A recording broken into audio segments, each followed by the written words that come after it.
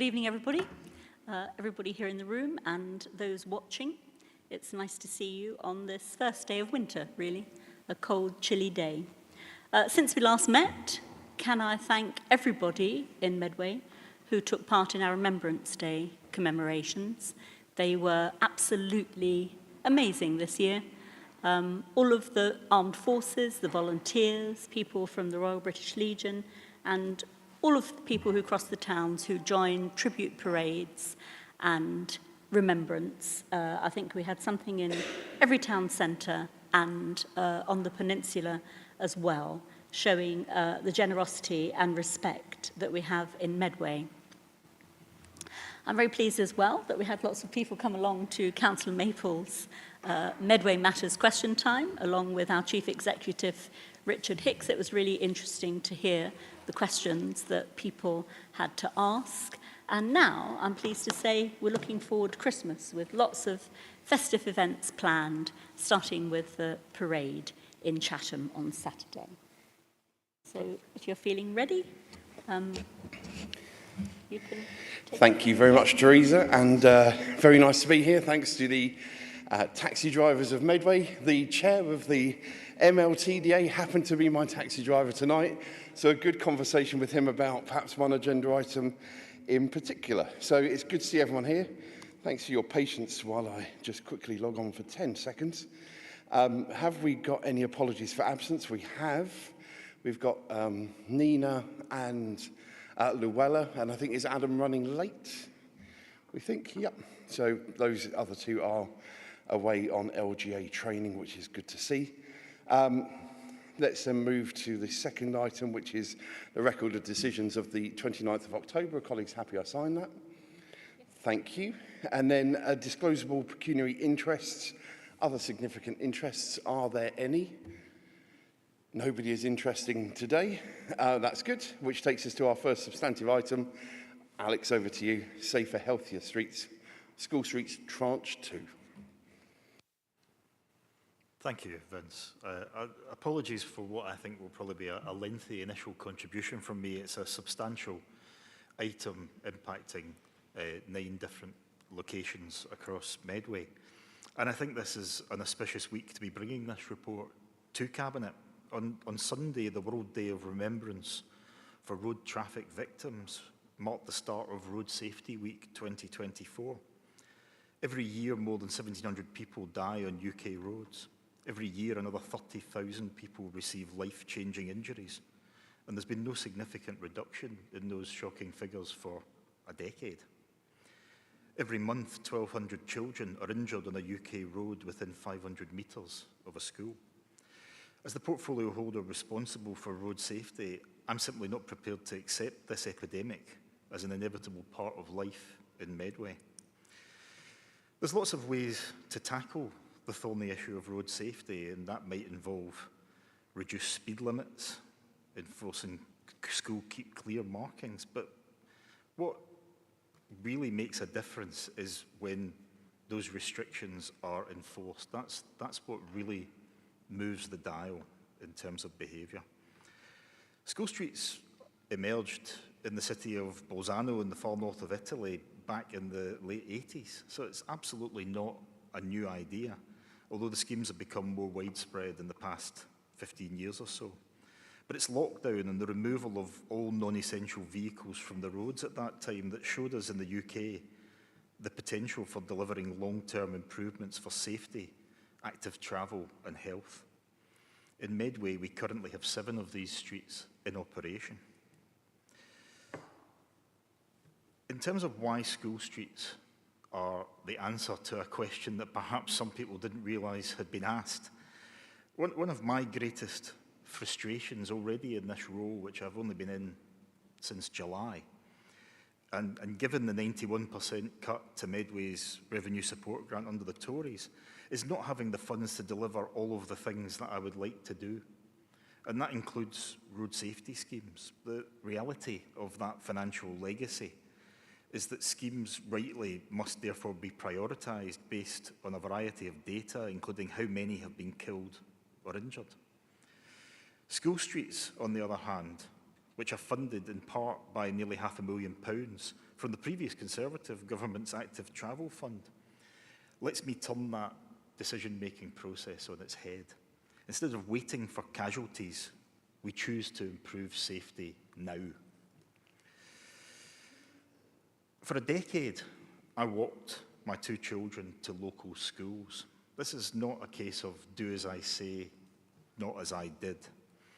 And there's no question that on those journeys to different schools in Rochester, that no matter how major the roads we had to cross en route, by no measure was the final stretch not the most dangerous, the most frightening, the most alarming part of the journey. That final stretch in the home straight towards the school gate.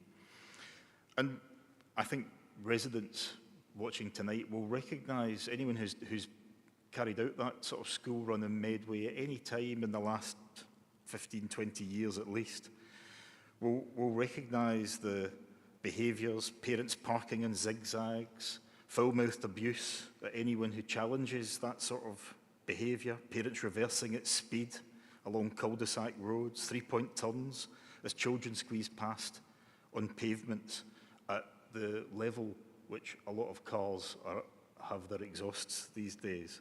So really an unpleasant experience in many ways, but one that I considered to be important, and my contribution not only to my children's health in terms of making that active journey, but in not contributing unnecessarily to the chaos.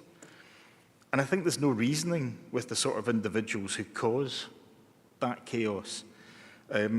And while that selfish conduct exists, I think we have a duty to act.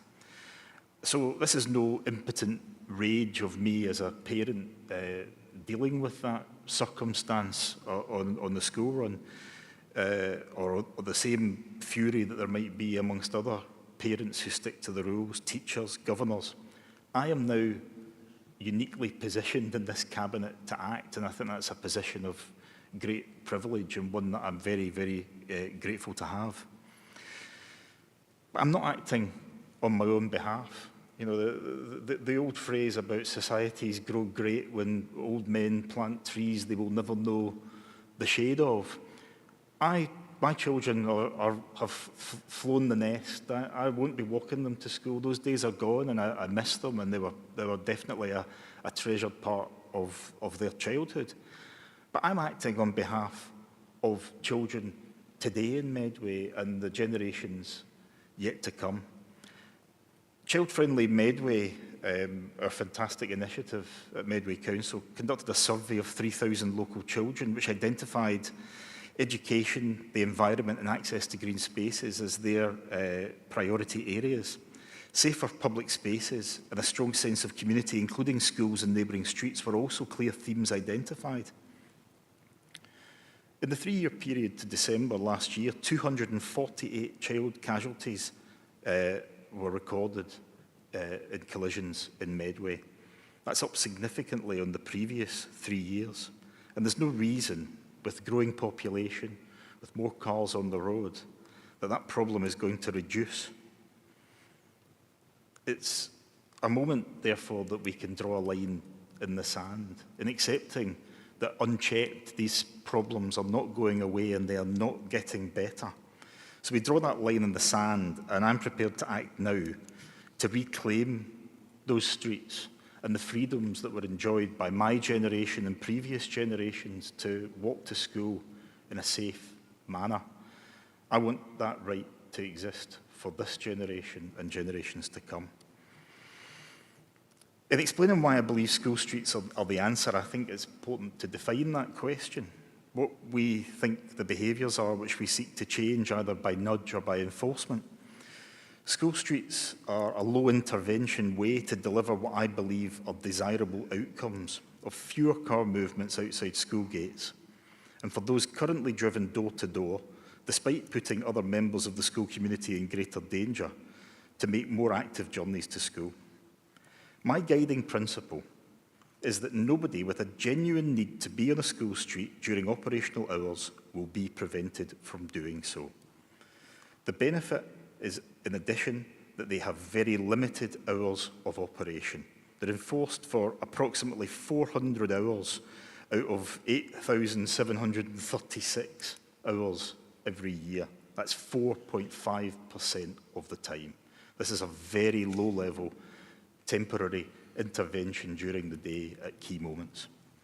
So as well as establishing that nobody with a compelling need to drive on a school street during restricted hours should be prevented from doing so, my view is that anyone who would not be eligible for an exemption and who is currently on those streets at those times is part of the problem, whether they realise it or not.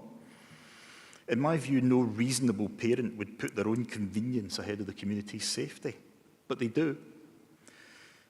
Personally, I love my car. I'm a driver of 30 years standing. I love driving, but like most residents, most drivers, I recognise that my right to use my vehicle comes with associated responsibilities. And so, in introducing school streets, I am enforcing behaviour which is already what the majority of reasonable people would do in Medway. In a period of peak congestion, it is illogical to drive onto a street where children are arriving at school, but some people still do. So as well as standing up for the families who currently walk to school, I'm on the side of those who have no option but to drive, at least some of the way, but who currently park away from the school and complete their journey on foot. In correspondence with some of the more active opponents of school streets during the consultation process, the issue of displacement has been presented to me as if it's some sort of gotcha, some sort of trump card which outweighs all other considerations. But at 4.7 in this report, we acknowledge this as actually displacement being a key tool in what we're trying to do here. We're protecting the school gate, and by definition, it's this displacement which then nudges more appropriate behaviour, modal shift, parking further away, or not driving at all. Without displacement, none of this is achieved. The requirement for children currently driven to walk on adjacent streets is no different to what is currently experienced by walkers, so suggesting that the displacement of pedestrian journeys is somehow an issue is something that I simply don't accept. People who walk to school to these sites are already making the journey on the roads which certain individuals consider far too dangerous for the children in their care. Well, I'm sorry, but I don't accept that as a valid argument. By putting the community in danger, then I'm afraid you're in my sights. I think opposition, such as it is to school streets, is an irrational position for anyone currently doing the right thing. Because if you're doing the right thing at the moment, then all these rules do is turn that guided behaviour, that inherent good behaviour, into something that we compel everyone to do regardless of their opinion. It's an irrational position for any educational professional with a duty of care to children to oppose measures which would make them safer. But I'm not surprised that the aggressive reaction of some of those impacted could impact weaker school leadership teams into expressing doubts that they perhaps do not genuinely hold if they weren't put under such pressure. So I'm grateful to all of those who've had the courage to face down the bullies. But I want to reassure those school staff feeling intimidated that ANPR-enforced school streets act so you do not have to. The scenes which I was describing on the school run with my children prompted situations of road rage that meant that school staff, governors, parents felt that they couldn't intervene, that they weren't able to challenge that sort of behaviour. And so I can see that some sort of voluntary scheme simply wouldn't work. In my experience of taking children to school over many years in Medway, the only thing which will make a difference is a scheme which is enforced universally, and that is what ANPR cameras do. It takes the heat out of enforcement and makes it safer for everyone. I've heard arguments about parents being delayed on their onward journey to work. But again, I would challenge some of these arguments. Without knowing the details, I think in general there's no reason why a properly planned journey to school, which involves a short walking element, need delay an onward journey to work. It's, unlike me to perhaps comment on the comment section of a Kent Online article, but I think I'm fairly representing the tenor of some of the comments in response to those complaints to say that all that those individuals need to do is get out of bed 5 minutes earlier. I don't think that's too onerous a task. And ultimately, this involves a value judgment, and what I choose is to back the parents who are doing the right thing. In more than a decade as a working parent, walking my children to school, I had no issue with then incorporating that into my onward journey. It's simply a case of planning. But on a more fundamental point, if we have parents who are in such a hurry that a very short walking journey would make such a difference to their day, those are not the sort of drivers that I want anywhere near children outside the school gate. I do not want drivers in a hurry anywhere near schools. And so where we have the power to introduce school streets, that is where we will protect those children from those adults. We've acted on feedback in this report, and I'll summarise the 9 streets in the following way, that 6 of them, based on the feedback, based on officers and my analysis of consultation responses, will be recommended to proceed as per the original plan. So we found no compelling reasons to alter the layouts. The contributions certainly didn't suggest that that was necessary. For 3 of the schemes, I would absolutely thank the school communities involved. They understood the assignment, and the assignment which I set them was to tell me at the start, how do we fine-tune these proposals to make sure they deliver the maximum benefit for the maximum number of people? How can we make these schemes work, in short?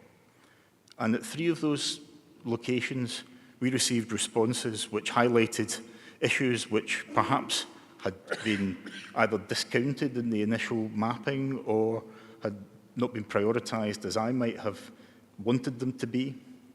And lots of opinions will have been offered, and not everyone will be happy with the outcome, but I can certainly say that the alterations made reflect, on balance, what I consider to be a better outcome for the 3 schools concerned: King's School, Horsted Primary, and Crest Infants Dels Academy.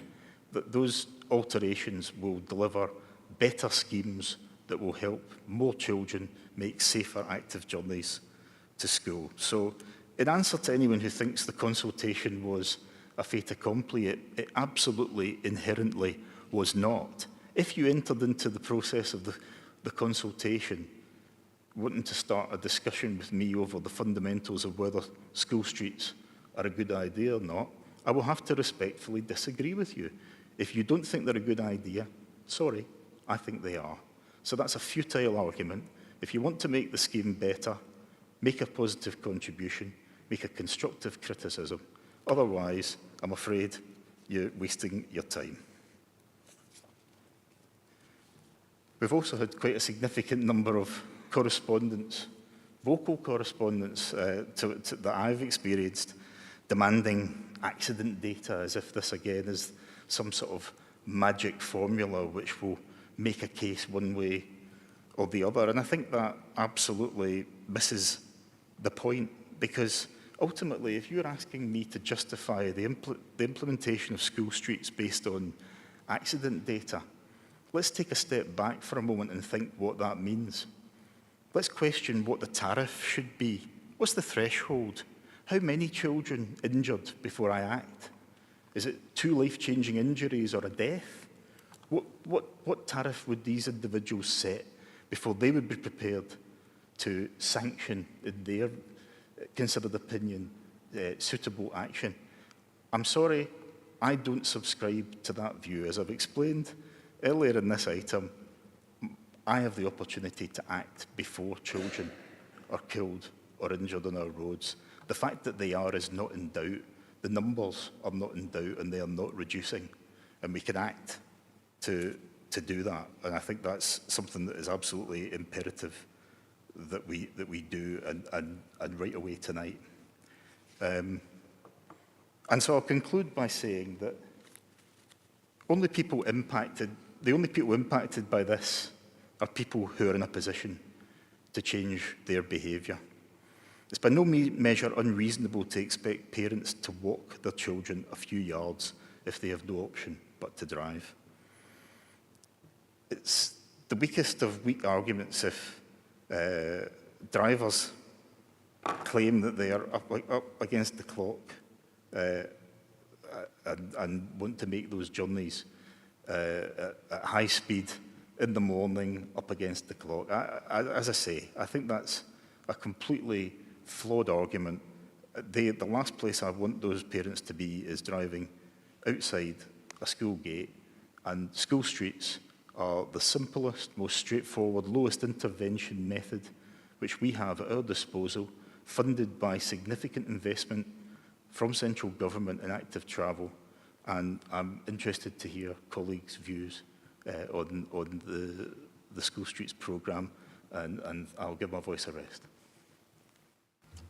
Thank you very much indeed, Alex. I'll come to Teresa first, then Simon.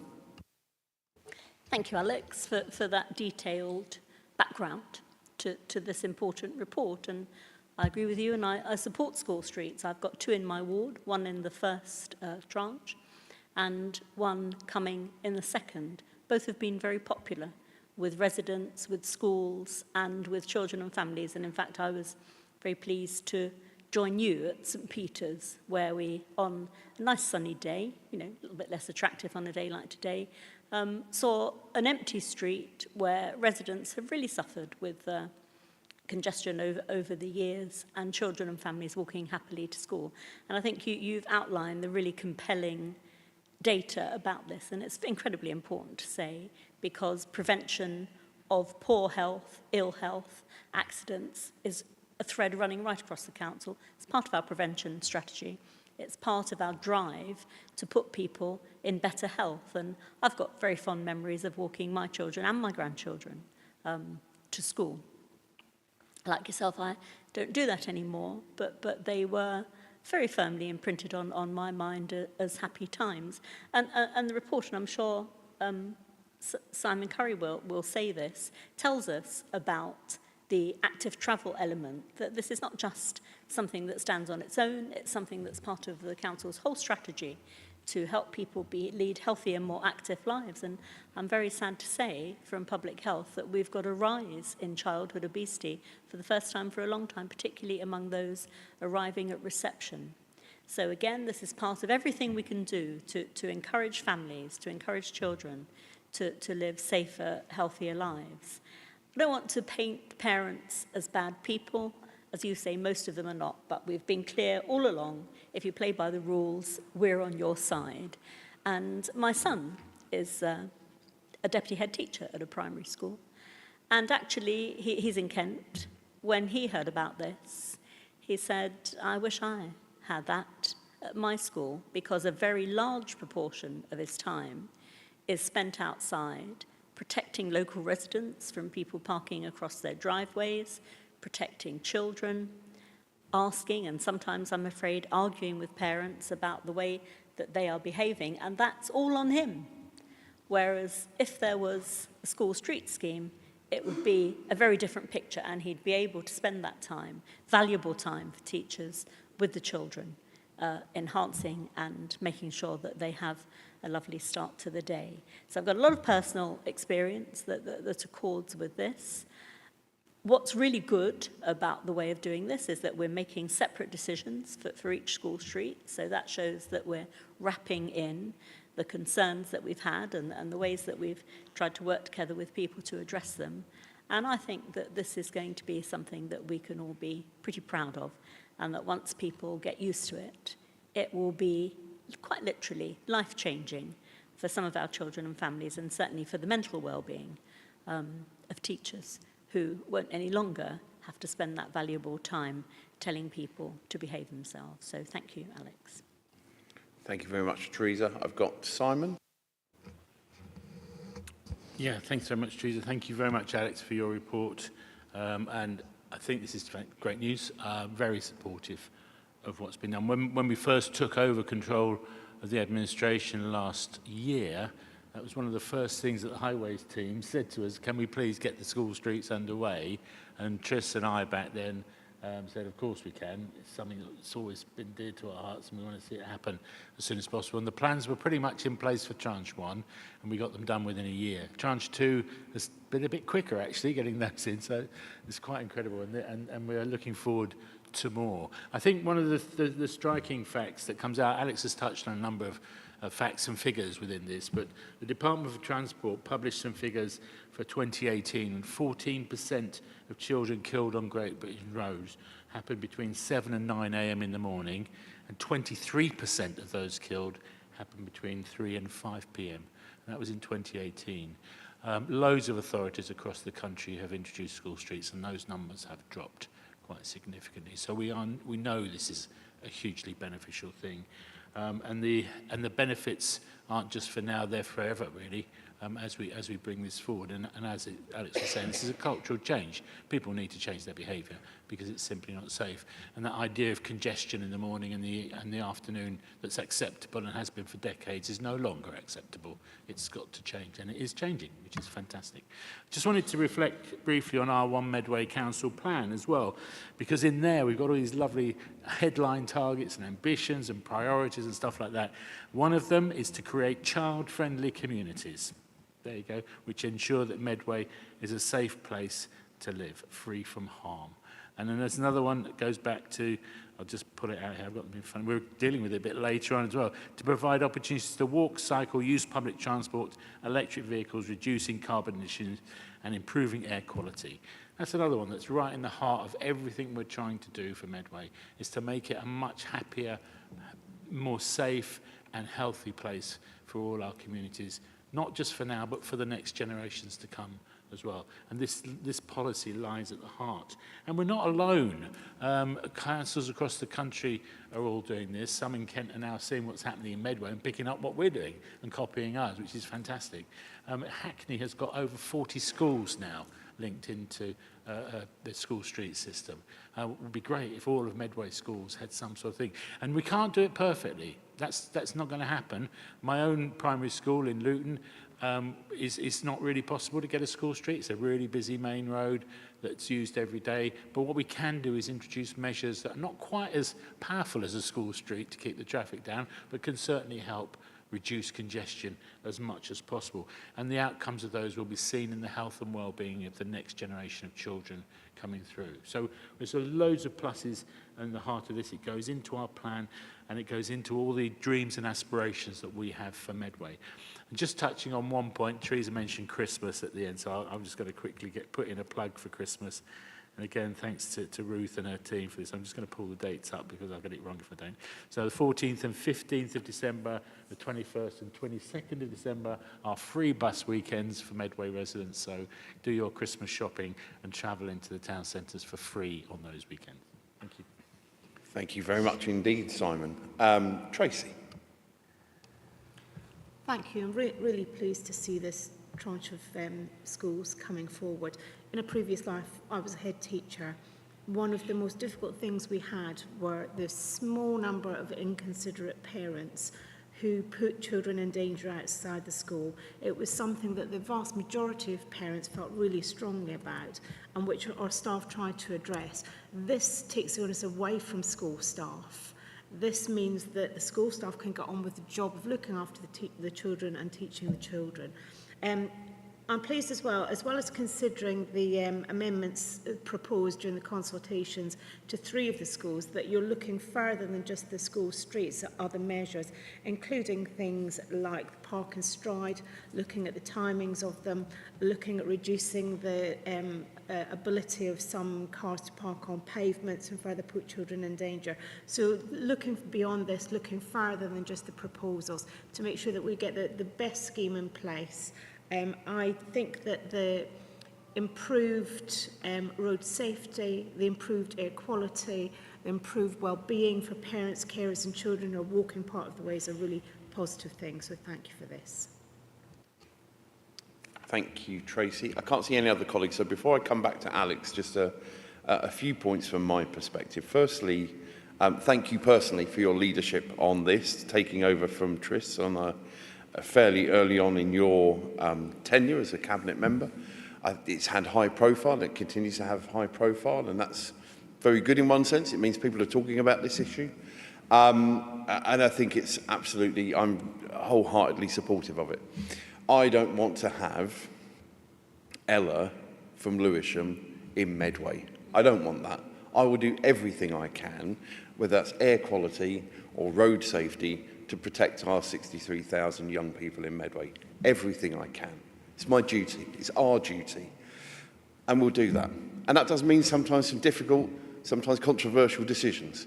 But I think history will show that we've taken the right decisions as this administration, particularly on this issue. That doesn't mean that there isn't always room for a nuanced conversation, and again, actually really welcome the three where there have been changes as a direct result of the conversations that have happened with those schools in this informal consultation. Again, worth remembering, consultation we don't have to do, but this administration chooses to do that because we want to hear from people, we want to have that conversation, and we want to work through where we can improvements to these schemes which are being put in place. But it's right to say this is not a referendum, this is a consultation, and we want to hear those views. And I mentioned when I first came in, it happened to be coincidental how these things happen. It happened to be Nigel that was giving me a taxi ride, very happy to help the local economy with that. And we had a very helpful conversation, and I think without going into all the detail, there were two broad areas. One we don't agree on, and one we do, and there'll be further work, and I know there'll be further conversations, because there's clearly, a potential issue to take forward, but actually there's not an obvious solution. So again, I really welcome that conversation and that ongoing positive working relationship between the council and the MLTDA. Doesn't mean that we always agree on everything, but we can disagree agreeably, and where we do agree and we want to try and find solutions, we will absolutely do that. It's worth saying as well, similar to other conversations, I've had in Tranche 1, 2 of the 7 in my ward, very well received. It received national recognition on BBC Breakfast. I had people texting me on the Saturday morning going, "You're disturbing my breakfast." And the head teacher there, picking up the points that one or two have made, the head teacher actually saying, not only is it protecting pupils and parents, but their staff as well, who often felt unsafe outside schools, doing the things that particularly in primary schools they do at the start of the morning. So yeah, this is very much to be welcomed. Two other things just for future reference. There are already other schools seeking to move forward on this, and I want to pay particular tribute to Ruth and Alex Constantinides. He's done a great piece of work along with yourself, Ruth, engaging with a couple of schools. And as Simon says, there are other schools where for loads of different practical reasons, so again, thinking about Brompton Academy, for example, there's a practical reason there because of the land ownership with the MOD. But again, the MOD, the school, the council working collaboratively with parents and professionals to find alternative solutions to improve road safety, but not necessarily in this case because it's not practically possible through the school streets scheme. And again, we're having another conversation elsewhere, potentially with the first ever primary and secondary school, looking at that collaboratively. And again, two head teachers, so there was a residents' meeting just last night where parents who happen to be local residents were saying very clearly, look, we've got to do all we can to protect our children, to which both head teachers absolutely said, yes, we do. And again, that conversation continues. So I'm very, very supportive of this. It's the right thing to do for our 63,000 young people. Is it unanimously popular? No. but actually some of the best decisions that you have to take sometimes will not be unanimously popular, but are the right choices to make. And this is the right choice to make. Alex, back to you. Thanks, Vince, and thank you to colleagues for your comments, which I really value your support. It's tough, as Vince says, to put forward something which inevitably has to upset somebody. By definition, there is a behaviour which we don't wish to continue, and to take action, we have to tackle it, and we have to upset a sometimes very vocal group of people. But yes, absolutely, that doesn't take away from the decision, and it means we need to redouble our efforts and make the case and bang the drum for those safer roads in Medway. You know, Vince said history will be kind. I think history is already being made in Medway in the 7 streets which were introduced by Simon and Triss and Ruth and Alex Constantinides and James Sutton and the active travel team. I'd like to pay tribute to all of them for the roles that they have played, because absolutely in a situation like this, where there is rightly, appropriately challenge, where there are many options and there's a limited budget, we can do a lot of good, but we can do it in, you know, stages. And so we stand on the shoulders of Simon and Triss's resolve in bringing forward the first 7 streets. And that means that, as far as I'm concerned, given the pretty universal approval which they have been met with in terms of anyone who's then done a before and after visiting those streets, it's transformational. As Teresa says, the experience outside St Peter's Infant School, you know, it would have brought a tear to my eye anyway for all sorts of reasons, but just to see the absolute joy that children had going into the school gate, and the fact that you could hear that joy over what wasn't a traffic din drowning it out, and they weren't breathing in fumes at exhaust level. So, you know, that absolutely speaks for itself. You know, we are, as Simon says, leading the way. You know, this, and I think there's a certain constituency in Medway, a certain constituency of people who like to portray this as, you know, some fancy scheme from that there London. But actually, this is something that's being adopted across the world, actually originated in Italy. For anyone who's driven on Italian roads, if Italians can bring in a scheme like this that makes their pedestrians safer, then really, you know, it should be no challenge whatsoever in Medway. But also, you know, I note this week that Greater Manchester was proudly announcing its first camera-enforced school street. Now, that is an area that is, in many ways, far ahead of Medway in terms of its public transport provision, and in all sorts of ways that you might have expected them to be ahead of us. They're not. We're ahead of them. There's 7 already working in Medway, and we should be absolutely proud of that. And by the end of this process, I hope that there are 16 streets where children are being protected in this way. And I think the point about the first potential scheme at a secondary school is really important, because the number of children who walk to secondary school is significantly higher than the number who already walk to primary schools. So the potential to improve their road safety in tandem with an adjacent primary school, I think, is an opportunity that's absolutely not to be missed. You know, the mention of some London schemes, there are some areas where the enforcement of this has been a bit of a voluntary thing. There's different types of school streets. There's places where parents have banded together, created a rota where they'll pull across a physical barrier and do it that way.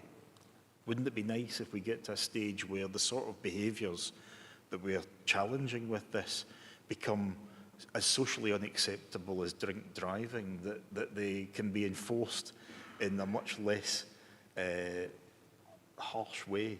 But at the moment, I think for all the reasons that Tracy has mentioned, in terms of taking the policing of this, for want of a better word, out of the hands of the school community, I think is absolutely critical. As a parent, as a former school governor, I absolutely do not want the situation ever again where I see people being threatened by individuals who are being challenged on completely inappropriate behaviour. We don't need to do that anymore. They will find out first about their inappropriate behaviour in the first 6 months through a letter warning them that they have contravened the school streets regulations.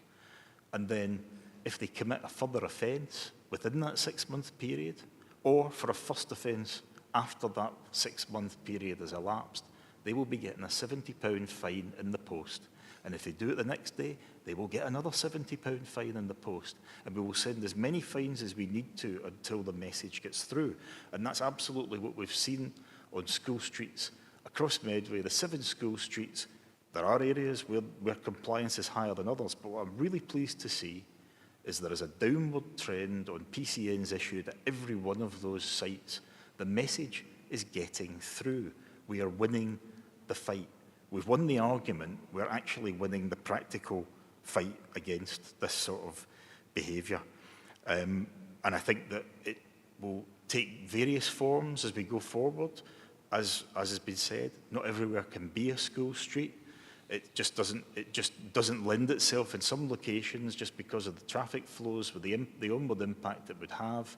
But I do think that there is a clear desire from even those schools to request measures such as school keep clear, marking enforcement by camera. That's something that I'm really keen that we do where funds allow. And again, that's, you know, if money were no object, I would have no hesitation in expanding this scheme as far and wide as it could possibly go, because I think that's what's really important, to look at this with that child's eye perspective, to look at the roads from the level of a reception class child. And actually, when you look at our roads from that perspective, you can't conclude in these locations that the current way of working is acceptable. I'm not prepared to tolerate it, and these rules will deal with that appropriately. What I'd also just winding up, point out, I'm really pleased at the variety of locations that we have been able to include in this particular tranche of school streets. Non-denominational schools, faith schools, independent schools, schools in our towns, schools in our more rural communities, schools in our suburbs. Because as far as I'm concerned, it shouldn't matter what party represents your ward or what the political makeup might be.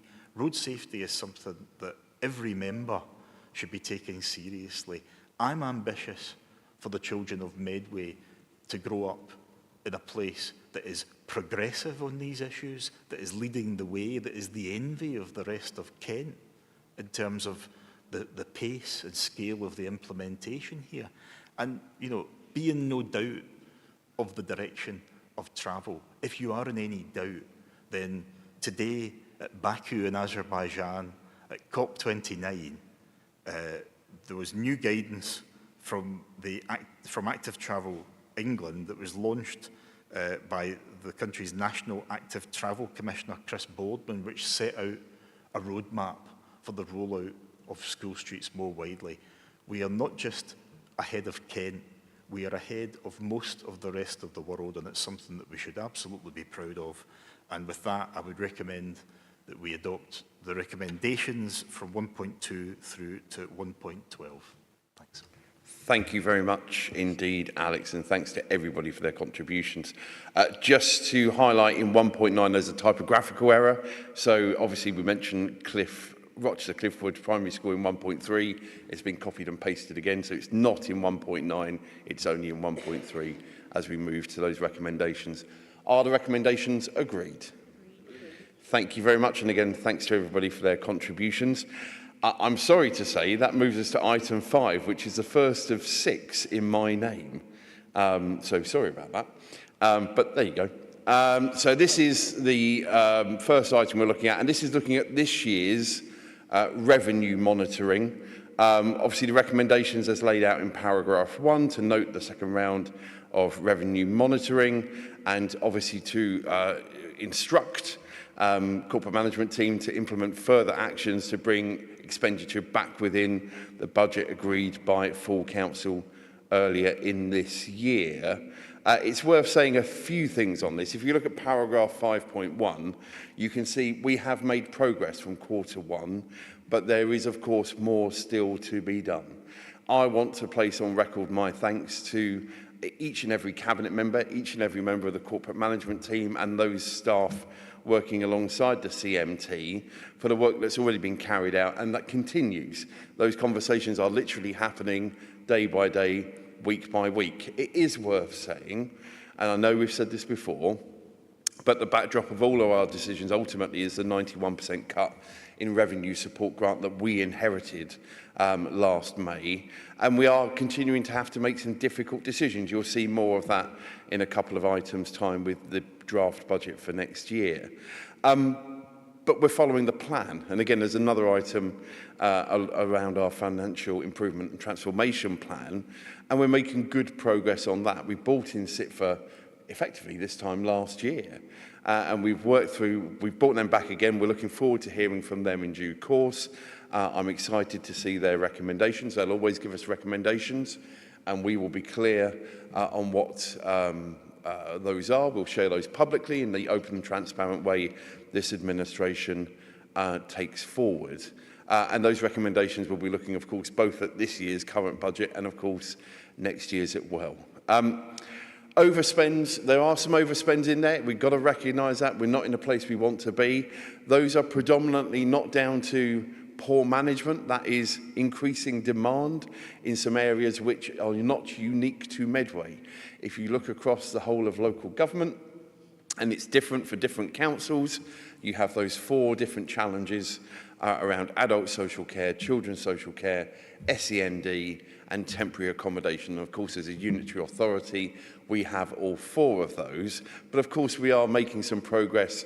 And I know if Luella was here this evening, she'd be very quick to say, for example, that the funding around buying our own temporary accommodation, intervening in that market, so ensuring that we get better value for money, better outcome for our residents who are in those challenging places.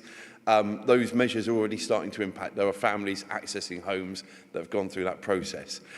The other thing I'll say at this point, because it's relevant to about 3 different reports, but I'll say it here, I'll talk more about the national budget later on, but particularly I want to welcome the fact that as part of actually a letter from Minister Jim McMahon, a very clear indication, 2 things. 1, a complete change of tone from the adversarial approach taken by MHCLG, or DLUC as it was then under Michael Gove, to a recognition that the challenges that many councils across the country are facing are not of their own.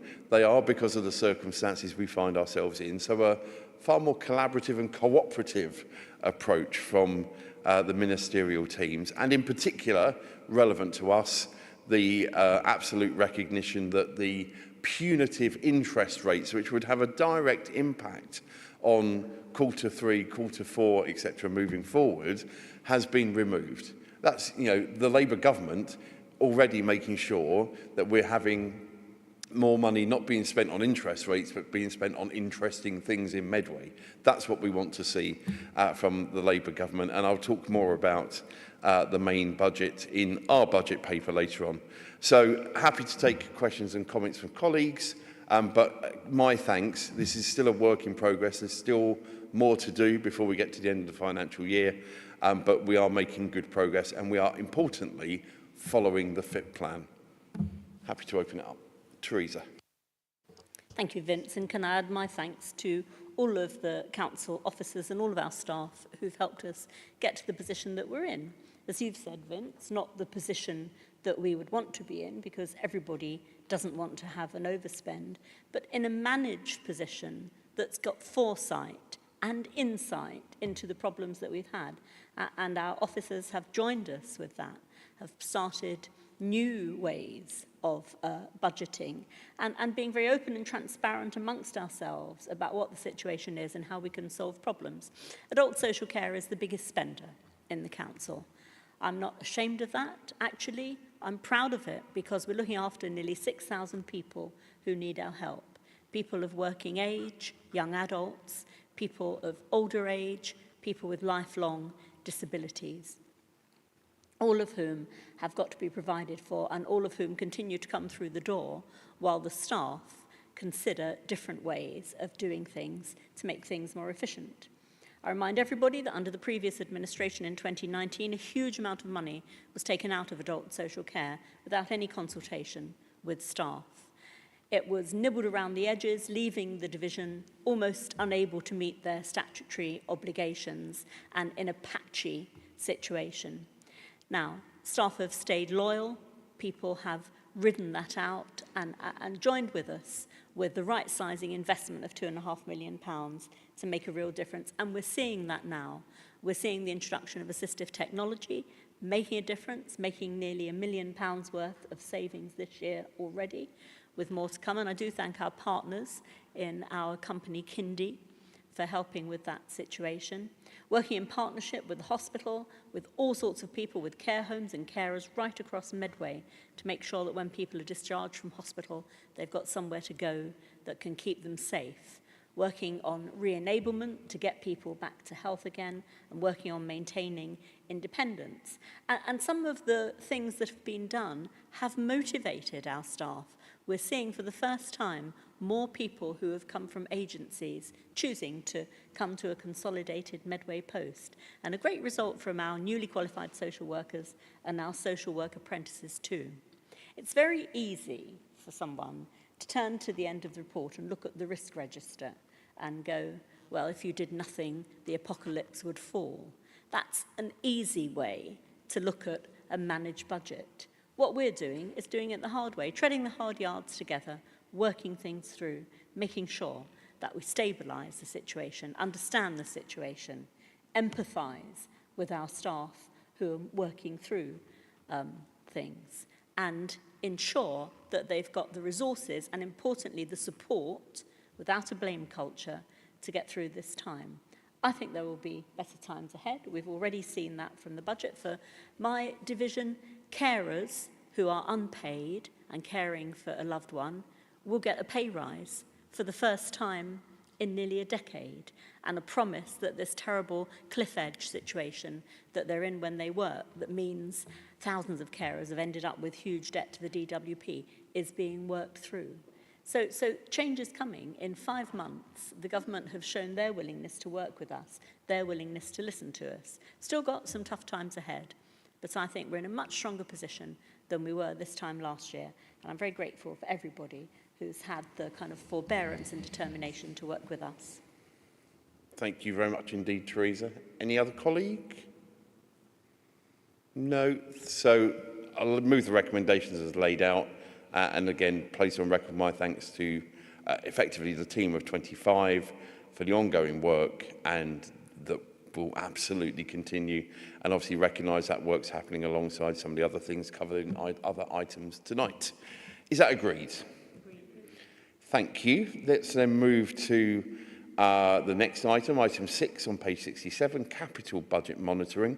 I'll move the recommendations as laid out in paragraph 1, and it's worth noting, actually, this is one of the first uses of the new flexibility, and I thank colleagues across all political parties for changing those limits and making sure, frankly, that this council can get on with doing stuff at a pace, because actually sometimes I'm the first to say you need to have good scrutiny, but sometimes where there are clearly obvious things that just need to happen, as is the case with these particular items, the fact that these can just happen now is a good thing. I won't go through every item in there in detail. It's good to see a number of areas under budget at the moment. I'll highlight 4 things and then very happy to throw it open to colleagues. It's worth saying that actually at a time when a number of councils across the country, and not just necessarily councils, of course, multi-academy trusts, having to close schools because of reducing school places, we are in a different place here in Medway. So you can see a number of programmes already laid out around increasing numbers of classes and class sizes, overall PANs, to a number of schools, and that's to be welcomed. Of course, that's not the end of that. That's very much the start of it. We know with the local plan coming those conversations will continue, and I want to pay particular tribute to Tracy for the work I know she's doing with officers to look at that in detail across Medway. You'll see in their reference to the mobile library, I was having a chat with officers around what the new mobile library will do. It is not, as I first thought, just a library in a van. It's much, much more than that. And again, I think one of the really exciting things with this is the ability to take the love of reading out to all parts of the community, and really importantly, actually partner with other parts of the council and other partners in a delivery model, which I think is very exciting indeed. We're obviously going to talk more about the Brook Theatre later on, but that again is worth recognising that this administration, despite its difficult challenges, will be moving ahead with that. And the final piece of capital work I wanted to highlight at this stage was the fantastic launch of Ascend, the co-working space. Again, that will, at the end of the programme on the first floor of the Pentagon, will have an outstanding co-working space. It was great to see that there, and I know there's been over 100 inquiries already to be using that on an individual, on a small business, on a corporate business, on a public sector basis. All of those conversations, people wanted to come to use that facility based in the heart of Chatham, city centre as seen by many. So from that perspective, a real positive. And of course, longer term, that will be sat side by side with the James Williams Healthy Living Centre. Again, bringing much needed health provision. Both myself, Teresa, and many hard-working council officers from Leanne's directorate often talk about the 10-year age gap. Well, that will do something about it. That is literally putting some of the solutions in partnership with our colleagues in the NHS at the heart of where we need to up the age expectancy to bring it more closely in line. And it's a problem across the country. I was at a session earlier today in London talking about women in sport, and there they were talking about health inequalities. Again, those number of years difference in a very small part of a community, Luton in Bedfordshire, not to be confused with the best Luton, sorry, Bedfordshire. But again, similar to see those, but the fact that we're taking that very proactive approach with the Healthy Living Centre, which will sit alongside Ascend, is to be welcomed. So happy to move the recommendations as laid out, and happy to open it up to any colleague who wishes to comment on the quarter two report. Teresa, thank you. Thank you, Vincent, and thank you, everybody. This is a long list of improvements for Medway, from real improvements to lots of our green spaces, to updating the roads, and money was allocated in the national budget for potholes. We've still got far too many than we would prefer to have, but they are getting filled, and they're being filled in a better, longer-lasting way, which is really important. I'm pleased about the mobile library and all of the services that it can bring, in keeping with our intention to be one Medway and make sure that everybody gets those services. And it's really nice to see regeneration starting to happen at pace with some of these projects that have been on the books for a long time starting to come together. So again, every reason to be optimistic, every reason, as Richard Hicks said in his presentation at Medway Matters, to see why Medway is the 12th fastest growing city in the whole of the country. The reason it's growing quickly, the reason that we've got good economic prospects, are because all of these things are happening.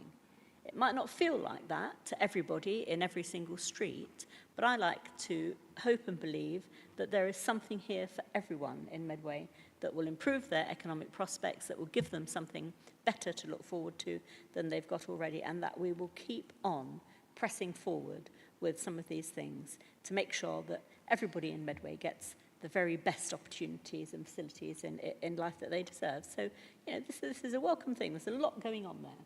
And we need to share it more widely. We need to make sure that the slides and presentations that we had in Medway Matters get out across the towns on social media and all the rest of it, so that people can really see what we're hoping for. It might be dark outside and we might have come through some dark times, but there's definitely light at the end of the tunnel, and especially at the end of the Medway tunnel. That's a good thing. Okay. Thank you very much, Teresa. Any other colleague? No? Okay, thank you. I'll move the recommendations as laid out in the report. Are those agreed?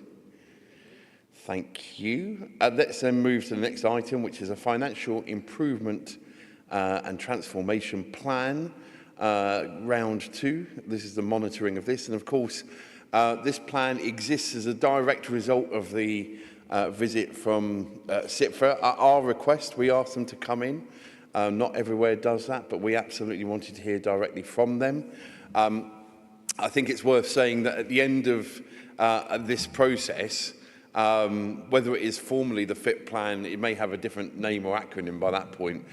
I think this level of monitoring is the right level for this council. I think previously the level of monitoring wasn't probably where it needed to be. So having that detailed scrutiny, that has meant we need additional resources to make that possible. And again, worth recognising, this is not just a finance issue, but across the council. It's very easy for us as a cabinet to go, let's allocate some more resources to bring people in.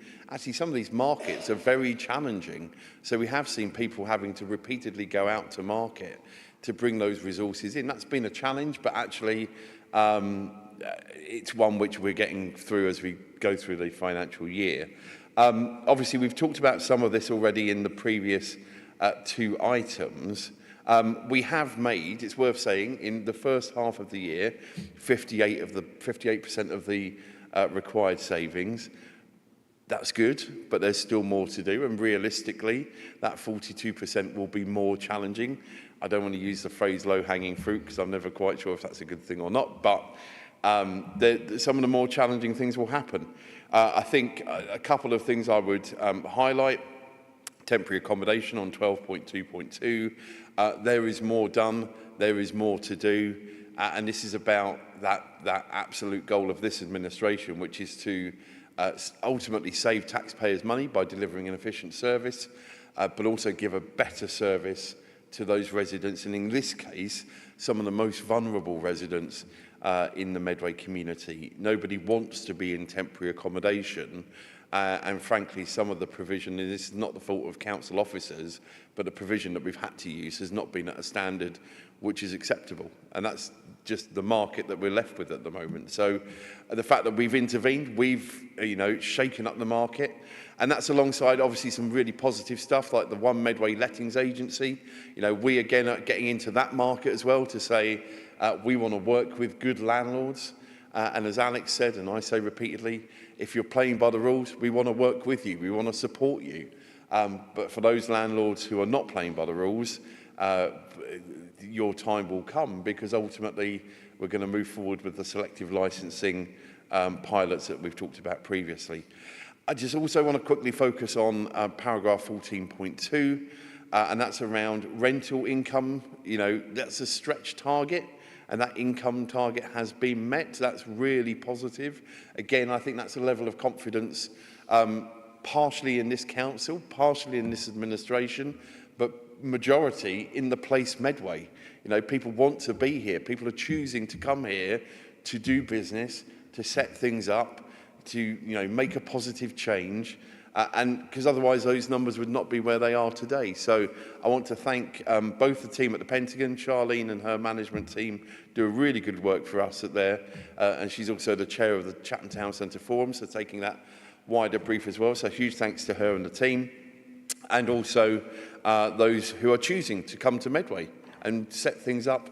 And this is there's opportunities for people to go to many places across North Kent, across the South East. People are choosing to rent properties, commercial properties, here in our community, and I thank them for that, and I don't ever take that for granted. So we're making good progress. As I said earlier on, we've had CIPFA back. It was a positive set of conversations with them. We're awaiting their final report, and as I said earlier on, I'll repeat it here because it's directly relevant to the FIT plan. They will have some recommendations in there. We will share those publicly. We don't have to. This administration will do that because it's the right thing to do. We are open, we are transparent. I'll pause at that point to see if colleagues have got anything they wish to raise in particular. No. Okay, thank you all. And again, thanks for the work that's going into this so far, and we will continue to work through the FIT plan as we move forward. Is the recommendations agreed? Thank you. That then takes us to the next item, the draft capital and revenue budget for 2025-2026.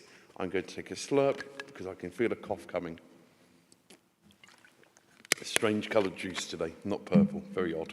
I want to start by thanking the team of 25 once again, and officers working alongside the corporate management team. This is the earliest, most detailed budget in, I think, certainly in my 18 years, as it will be by the time we get to the end of this municipal year as a councillor. That doesn't happen by itself. And that would be difficult enough to do when there was ample funds. It was easy choices between, do you do some of this or some of that? We're having to take still some difficult choices. So I thank colleagues, both in the Cabinet and in Rich's corporate management team, for their ongoing efforts. There's more to do, but we're at a position where we've got far more detailed information to take to overview and scrutiny. And as a number of us remember from life before May, one of the criticisms, fairly placed, but I recognise the challenges of running an administration, was overview and scrutiny, when they went through their 4 meetings, had very little detail. Well, that can't really be said this year. There is more detail to come, and I'll come on to that in a moment. So huge thanks to officers for this. Teresa made reference to some reporting on this, and I do want to, I did pick this up at Medway Matters, and I will refer to it again. Clearly, it's right and appropriate that this council has a risk register. It's absolutely the right thing for us to do, and I think a risk register should be shared openly and transparently, but it's about recognising where we are as a council. And it is right to say in a risk register, if the council does nothing, then there is a chance that this may move forward. I think it's reasonable to say this administration's track record in not only balancing the books but having to take difficult decisions shows that, of course, it's right for that to be shown as a risk, but it's not realistic. It's not realistic that will happen. So we will have to take some more tough choices, and we will be working closely with government. We'd always planned to look at EFS in the second year. That's not a new thing. We were clear on that last year. So we will do that, but I do recognise that reporting in that way was somewhat unhelpful. I had staff who were worried about their job, unnecessarily so. So from that perspective, I'd say that we're getting on with the job at hand. I want to turn colleagues, and I'm sure a number of colleagues from across the Cabinet may wish to talk about their areas in particular, but I do want to turn just to paragraph 14. That's pretty critical, and that's about recognising the national budget that took place back in October. There are a number of things that will flow as a direct result of that budget. Some are pretty clear and easy for us to understand straight away. So one example that was a provision and now we will not be having a provision was clearly we recognise the positive work that the Household Support Fund does. We've seen that repeatedly. My friend and colleague Tracy had to fight to ensure that was extended under the previous national government. This government has not only extended it for the rest of this financial year, but the whole of the next financial year as well. That means we can plan ahead, and the brilliant team, led by Gemma Gilly, will continue to do great work in that area. But we had made a provision in case that didn't happen, because we know better than most that central government is at the moment having to deal with some equally difficult decisions because of the financial legacy they were left by a previous Conservative administration. But a number of other things within the budget are not so straightforward. We need to wait for further clarity and further information. Some of that will come through the provisional local government settlement, which we expect to see towards the end of December. We know it's going to be an emergency one-year settlement. Minister Jim McMahon made that clear, to be followed by a multi-year settlement, something I've called for both as leader of the opposition and as council leader, because it means we can plan as a administration for what the future will hold. Those finances will be very, very clear. So paragraph 14 goes into a number of areas where actually the impacts could be, positive. We expect them to be positive, but we don't quite know the exact detail. And that will have an impact on some of the decisions we're taking on the budget as we move forward. So that's where paragraph 9.5.3 goes into some detail around that. And again, one or two colleagues may wish to refer to that in particular. I'll pause at that point to allow colleagues to make some further contributions, and then I'll come back at the end. So any contributions, please? I'll go to Teresa. Yeah. Yeah, thank you, Vince, and thank you to everybody, because I think what paragraph 14 does, and it's a long paragraph with lots of paragraphs in it, is encapsulate the things that we can look forward to as improving the situation for Medway. And I draw particular attention, first of all, to the increase in the Household Support Fund. That means we know that we've got money to help our households in greatest need, and that we can keep Medway going and do some things over Christmas and then following on in the school holidays for our most challenged families, and for some others as well, because having the provision there actually helps to widen access to all of those really great activities that are there. I'm pleased about the increase in the national minimum wage. I don't want people to be frightened of that. People who are working at the national living wage level deserve a pay rise, as do our staff, and they've been accommodated with a long overdue pay rise here, despite the challenges that we face, because we value them and we want to send a message that their work deserves recognition. I'm also pleased, and I heard a lot of detail of this when I was with Vince and with Councillor Adam Price at the National Local Government Association Conference in Harrogate back in October, that there's real attention to the need to increase capacity in local government, particularly in planning.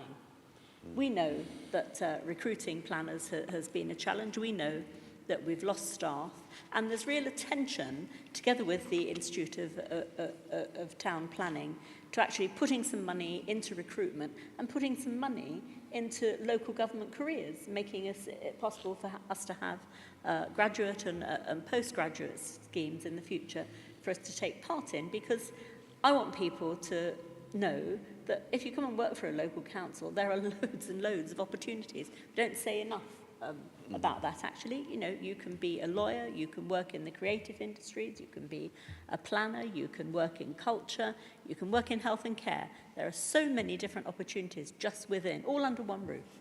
And we have to make sure that young people coming forward, and particularly graduates who've worked really hard to get their qualifications, can come in and join us. So I'm looking forward to these things happening, and I think actually when you see them written down there in section 14, you can see that there are a lot of improvements and things that we don't actually have to worry about. And, you know, as for inviting CITFA in, Vince, that was the right thing to do.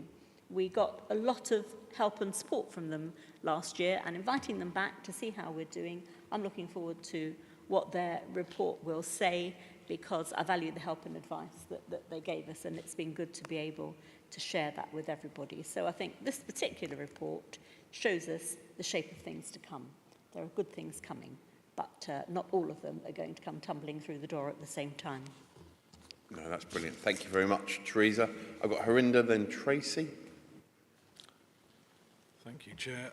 Can I commend yourself and also the hard-working staff for getting the report to such an advanced stage much earlier than ever before, as you mentioned. It means a lot of really practical, important things that actually will benefit us. It means that we can be proactive and we won't need to rely on any surprise announcements for allocation on the day of the budget. How that was seen as good practice, I'll never know. It also means that we've been able to make cost-saving measures much earlier in the programme, so we can accrue and benefit from savings over much more of the year, a very prudent approach. It also means that we'll be able to right-size much earlier as well and get additional resources where they can make the most impact, some of which feed back into cost saving again, when you consider that a lot of that is preventative measures or long-term investments. However, with the recent national budget, as you mentioned, which has had a net positive impact, there is much still left to fall into place, as you will. The report does a very good job at highlighting which areas are affected, and it can kind of been easy for officers to manage that in a report and weave it through in the manner that they have. So well done for doing so.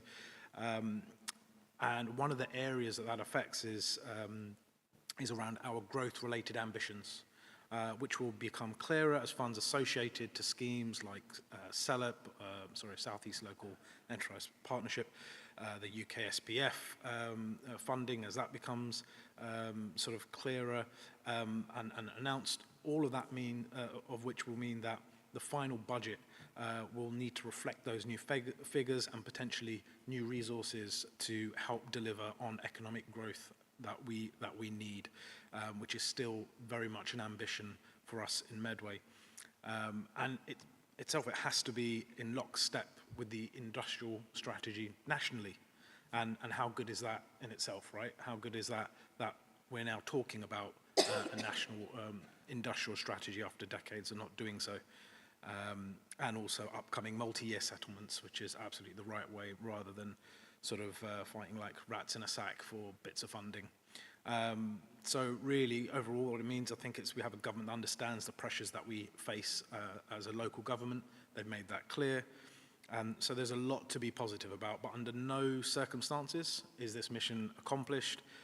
The work continues, and I have every faith in us as a cabinet, our leadership, and all the team of officers that we have around us. And can we just keep the risk register? I'm a big fan of the risk register, not least because the previous administration absolutely tested to death the do-nothing scenario, which won't be happening under ourselves. So thank you. Thank you. I've never heard anyone say they love a risk register. Well, maybe one or two, but thank you for that. Very helpful. Tracy?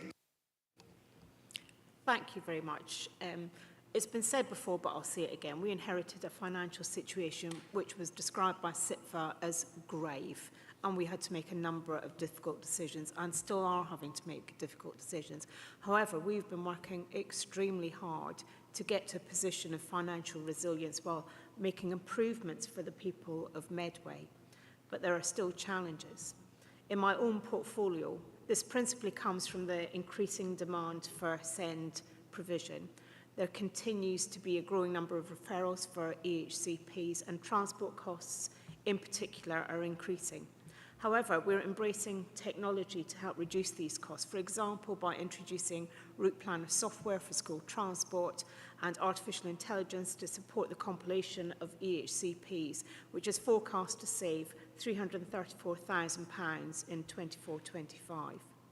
You'll have noticed there's an investment in permanent staffing in the SEND team and the creation of a floating support team in this draft budget, and that's the right thing to do. It will make sure that we give better and more timely support and provision for some of our most vulnerable children. But while the revenue budget remains a challenge, I'm pleased that we now have a government that offers more than just warm words. This government's putting its money where its mouth is.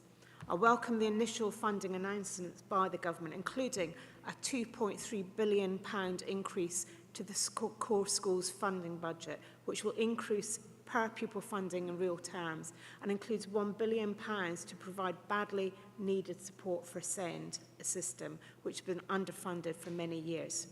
Add to this the additional funding for childcare, for school-based nurseries, free breakfast clubs, a 19% increase in the school capital funding. And we can see that this government is committed to investing in our children and young people. And I look forward to the further budget announcements and seeing the difference that this makes to children and young people in Medway. Thank you very much, Tracy. Adam?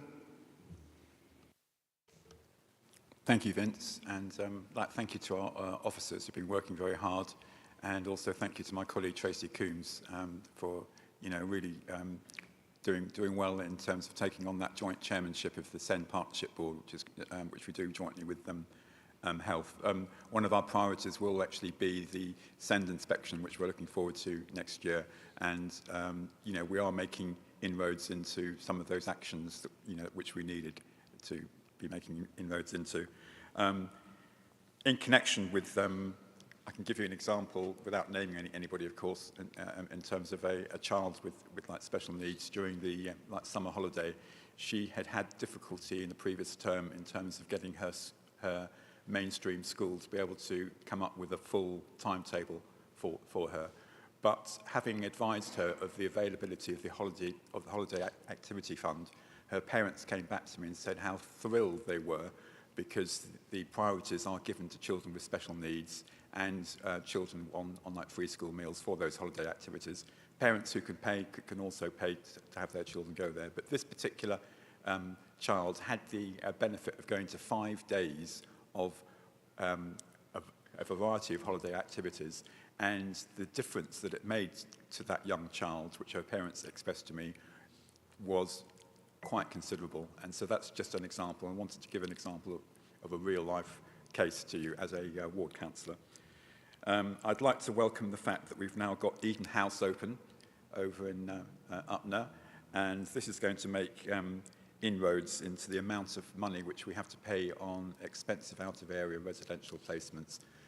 But not just that, it's actually bringing our most needy children in care closer back to home, and also setting a model standard for other proliferation of residential homes that we have in our neighbourhoods as well. It was quite shocking to me when I was in opposition as opposition lead on the children and young people, that back in 29 or circa 2019, that the previous administration closed the one outstanding service that we had, or certainly the good service, which was the then provision of a children's care home over in Upner. We've now had that open. Ofsted have come and seen that it's all ready now to be returned once again. And of course that closure of that service was at a time when our children's social care was judged to be requiring improvement. And had been inadequate.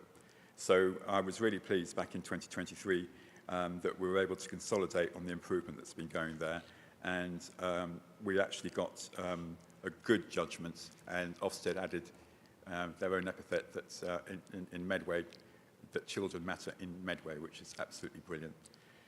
So also I wanted to just to touch on the fact that we're now moving forward to consolidate that judgment of good.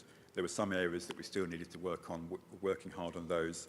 And indeed, we're trying to move forward towards outstanding in the future. I'm pleased to report that more of our social workers are now working for us. There's still a struggle in terms of being able to keep the children's social workers that have come to work for us, because there are some who are still leaving, but we are still managing to recruit more. And also the same goes for our foster carers as well. I was just out on a safeguarding inspection yesterday and was heartened to see that 2 of our most experienced children's social workers have really transformed the lives of a family of 3 siblings. Would you believe it? That's with their experience before, they were able to take on a family of 3 siblings. And just to sit there and see the interactions happening with the older daughter who had previously had to act as a mother figure, as a young carer in that childhood, now being able to concentrate on her own schooling, and she's determined to go forward and pursue her dream to be an actress. And I'm sure that with the work of the children's social worker and the foster carers together, that's the kind of thing that we're going to see repeated across Medway. Absolutely brilliant. And then also I just wanted to say, obviously there are pressures on the children's budget, and that's mainly coming from the fact that we need to still find more placements out of borough. But I was really heartened that we've actually got some funding from the government, which will go towards adding to the children's care home-like provision in the future at ought even. So that would supplement what we're now seeing at Eden House. So the other thing that I would like to report to you is that I sat in on a staffing meeting before going out on that frontline visit with a social worker yesterday, and it was heartening to hear from some of our staff there how much they value working in their teams within Medway. That came through loud and strong, and Richard Hicks was there at that meeting to see firsthand. And they actually said to us that they do value the fact that their managers are pleased to help them out as people, not just as members of staff, and they value the team spirit, which they have as well. And they do also value having their team treats and snacks, etc. as well. But obviously we need to make sure that there's some healthy eating going on there as well. So we can't have everything. And then just to say that the other thing, of course, that we did for our looked after children, really well put together, and I'd like to praise the staff that put that together, was the annual Time to Shine, which absolutely was a joy to behold. And this year I had the pleasure of joining two of the staff in terms of the early stages of looking through some of the nominations. I think it's 176 nominations of our looked after children who have been doing things and have deserved that praise. And I'm pleased to see that, that the corporate parenting across Medway is being shared with our other non-children's social care, you know, with officers like Ruth DeLue, who I can see is smiling there because she really contributes to the corporate parenting from other directorates as well. And just to see in the corn exchange, in the interval, the number of children that were playing keepy-uppy with the balloons, that they really felt that they were at home, and that is testament to what we're doing here in Medway. I'd like to support this budget. Thank you. Thank you very much indeed, Adam. Alex. Thanks, Vince. Yeah, fantastic to hear so many sort of personal examples there from Adam that actually shows the human impact of what we are doing, and that's what it's all about. But I just wanted to pick up briefly on something a little bit more prosaic, and that's at 14.9. The theme of the budget was very much, the national budget was very much about, you know, rebuilding the foundations, and at 14.9, that's in a quite literal way in relation to potholes. You know, our teams, our contractors perform wonders on a daily basis on a fairly shoestring budget in terms of the need versus what we are able to actually spend on these services. And so it's really welcome to see an increase of almost 50% year on year to 1.6 billion pounds. So I think that's absolutely welcome. You know, you can only do so much with innovation. We've seen attempts to sort of explore some of those innovations around the more environmentally friendly methods of repairing potholes, but there's nothing like cold hard cash to actually make a lasting difference, and that's what's obviously been sorely lacking in the preceding 14 years. And also just in terms of, more metaphorically speaking, in terms of rebuilding the foundations at 14.6, to prioritise homelessness is to recognise that some of the problems we face in Medway really have to be tackled upstream, whether that's antisocial behaviour on our high streets or the impact of homelessness in various aspects of people's lives that put them in a position that no one should be in. And so I think if we are serious about tackling the business end of these social ills, then it's really welcome to see a government, a chancellor who is prepared to invest upstream and attempt to tackle some of the more fundamental issues. You know, a £233 million additional spending in 2025-26 to prevent homelessness is absolutely the sort of rebuilding the foundations that I think we can certainly relate to here in Medway. Thank you very much indeed, Alex. Simon? Yeah, thanks very much. I'll just sort of echo a lot of the comments made by my colleagues already about this and how welcome it is. I was lucky to speak to about 100 year 7 and 8 year olds, year 7 and year 8 children last week about climate and how complicated the issues around climate are and how we deal with them, and as sort of a country and as a world, how we deal with them. And comparing it to Minecraft, which, and when I asked who played Minecraft, they all put their hands up straight away. For those of you who don't know, it's a game on computers. But the outcome, the Minecraft world is very simple and straightforward and not complicated. You just build a world, and it's made out of blocks, and it's fairly straightforward, a bit like Lego on a computer screen. But the real world is much more complex, and the real world consequences of getting your spending wrong are really complex and really horrible. I think the level of children's poverty is the highest it's ever been in record times at the moment. That's a consequence of austerity and the previous government's view that the world didn't, that the people in society didn't deserve a social service system that works properly and all that kind of thing. So, and we're picking up the pieces of that now with our new government. They're only 5 months in, and they're already making a difference in many areas, and we're quite hopeful and excited about the future. And here in Medway, we picked up a lot of issues. We had to buy a new waste fleet from scratch. The previous waste fleet was costing us £30,000 a month to maintain because of the repair bill. And the new vehicles arrive in January, which is very exciting. And so it's going to make a huge difference financially. But it was a financial hit we had to take, and we chose to take. And it's part of that picture we don't live in a Minecraft world where it's all simple and straightforward. This is really complicated. This report is hugely complicated.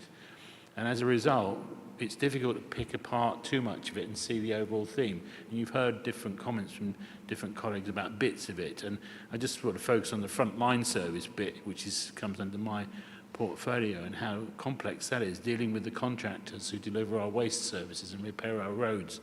And that their bills have gone up. Inflation has had an impact. There is issues around there, which means our bills go up, and we have to live with that, and we have to build that into the budgeting process. It's not simple, it's really complex. So we've asked the people of Medway, and the government's asked the people of this country to trust us, that we can get on with this and do it right. And at the moment, the outcome on our financial planning is good.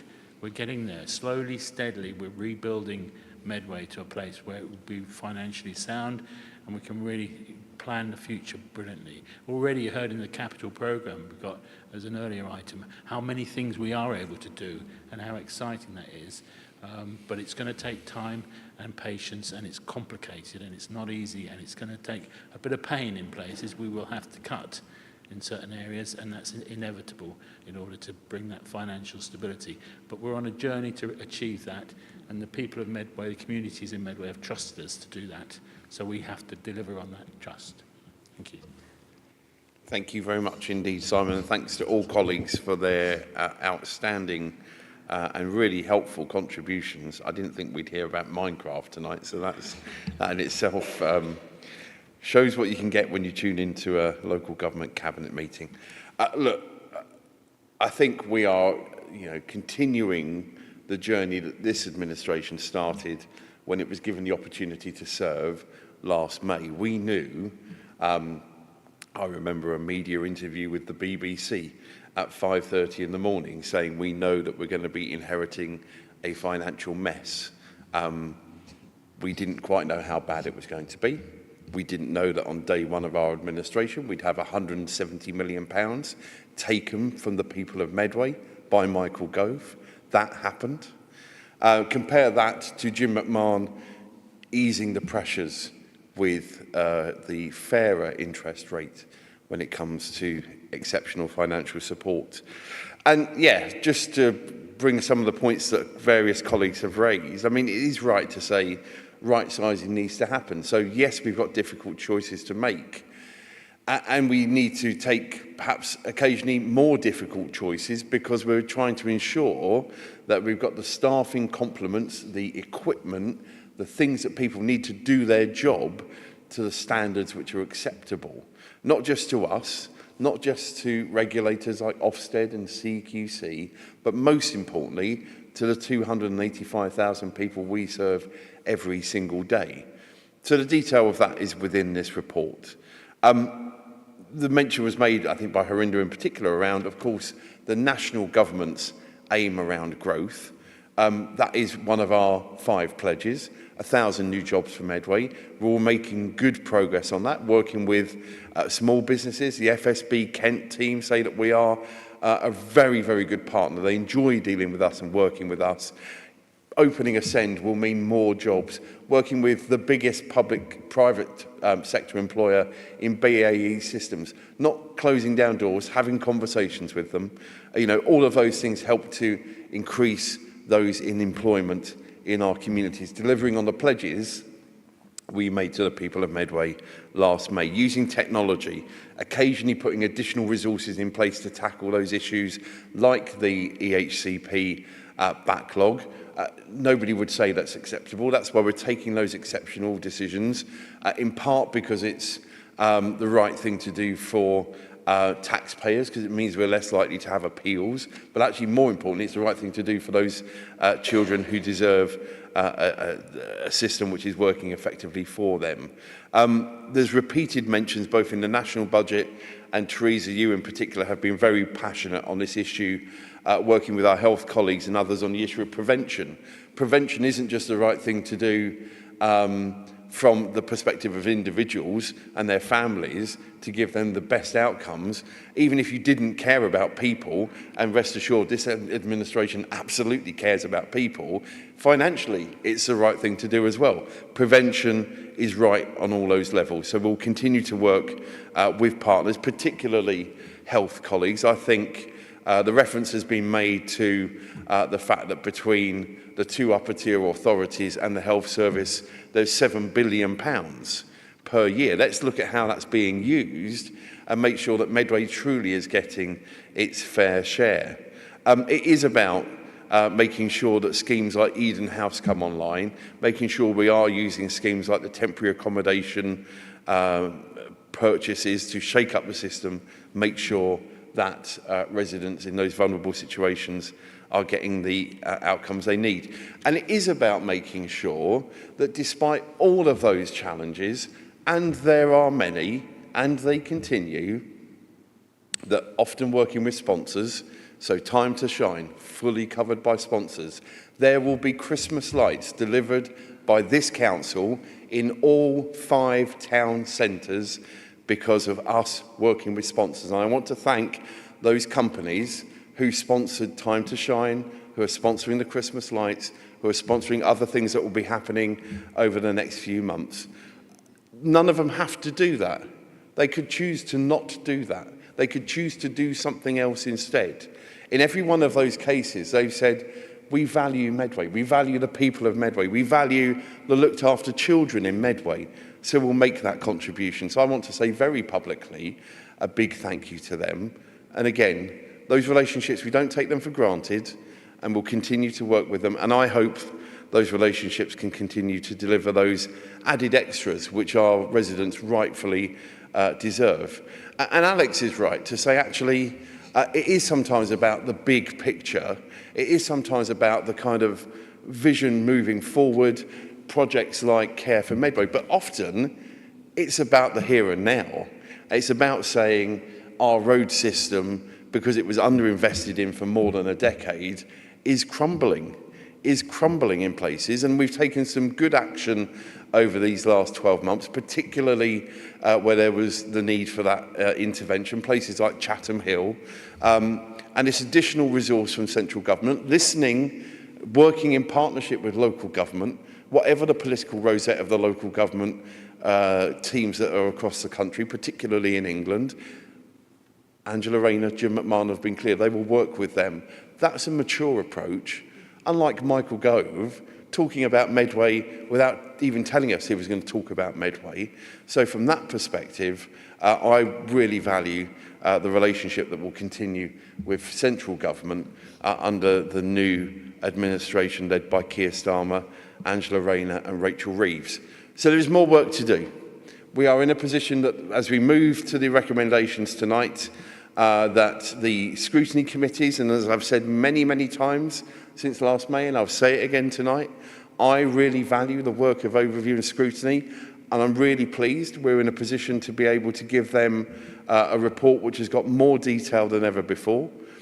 They may come up with very helpful suggestions. We'll listen carefully to them.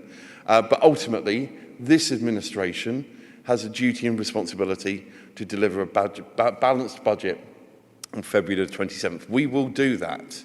But that's not going to be without further difficult choices and discussions between now and then. On that basis, I'll move the recommendations. Are those agreed? Agreed. Thank you, everybody. Let's then move to item 7. Not item 7. I'm looking at the wrong item. Item 9. So, of course, February the 27th, we'll see the capital and revenue budget come forward. One of the other items we'll see coming forward on that day is our capital strategy. And it's worth firstly highlighting the recommendations as laid out in paragraph 1, that obviously the detail of which and the actual capital programme which will be approved in February will sit alongside.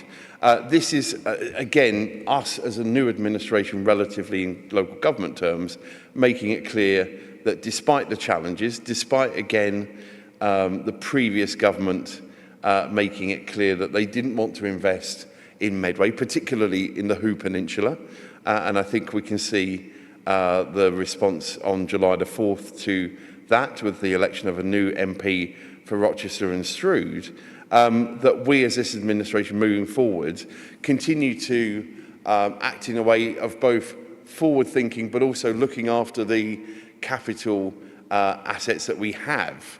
And we know, and we'll be talking about later on, one in particular, where frankly, if the previous administration had been better, we wouldn't now be in a position of the level of refurbishment that we're going to have at the Brook. The other thing that, of course, sits alongside this is the work that continues to happen with our property review. We're in the non-operational, and again, for avoidance of doubt, non-operational doesn't mean there's not stuff happening there, just not council provision. And obviously next year we'll come forward with phase 2 of that, which will be the projects for our communities with council services currently being delivered in those facilities. We'll be looking across the piece. So the report speaks for itself. Again, colleagues may wish to highlight things from their particular areas of the directorates, but I'm happy to open it up at that point. Teresa. Thank you, Vince. And this is an item that's entirely about the future. But some of that future is with us right now, and we've got to act to make it work for us. And I wanted to draw everyone's attention particularly to our plans for care for Medway. So throughout the year, actually, some detailed work's been done, and I do thank officers for that, in exploring options to sustain and support the growth of high-quality homes to meet the growing needs of Medway residents. And for that, we'll be coming forward with a detailed business case, building our own facilities, a hybrid, innovative, modern facility to provide residential reablement, assessment beds, short-term care, associated with all sorts of other things. And it's not just those physical manifestations of investment, it's the social manifestations of investment as well. It will create jobs. I want social care to be seen as a modern economic driver along with everything else. Lots and lots of people work in social care now. Lots more will in the future. There are many opportunities coming along associated with social care, like the assistive technology to maintain independence and health monitoring, medical equipment design, the design and planning of buildings so that we've got capacity to look after people for the whole of their lifetime as their needs change. So this should be a welcome investment, a modern investment, a time when we don't shroud wave about adult social care. Yes, we've got some problems. Yes, demand is high. As we speak tonight, I know there will be 25 people waiting for a bed that we can't get one to. And although we're looking after them where they are, whether that's in hospital or whether it's in their own home and needing to move on, we've got to have our own facilities. And I want our facilities to be gold standard. I don't want any more to have to commission to people who have got an inadequate rating from the CQC because we don't know where or whether we're going to be able to change things quickly enough, and we haven't got anywhere else to put those people. So all of these things on here are modern, forward-looking initiatives about the things that we plan for Medway.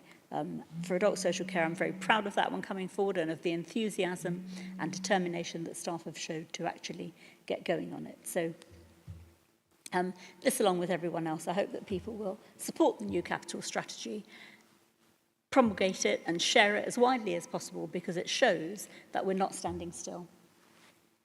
Thank you very much, Teresa. Any other colleague? Simon, please.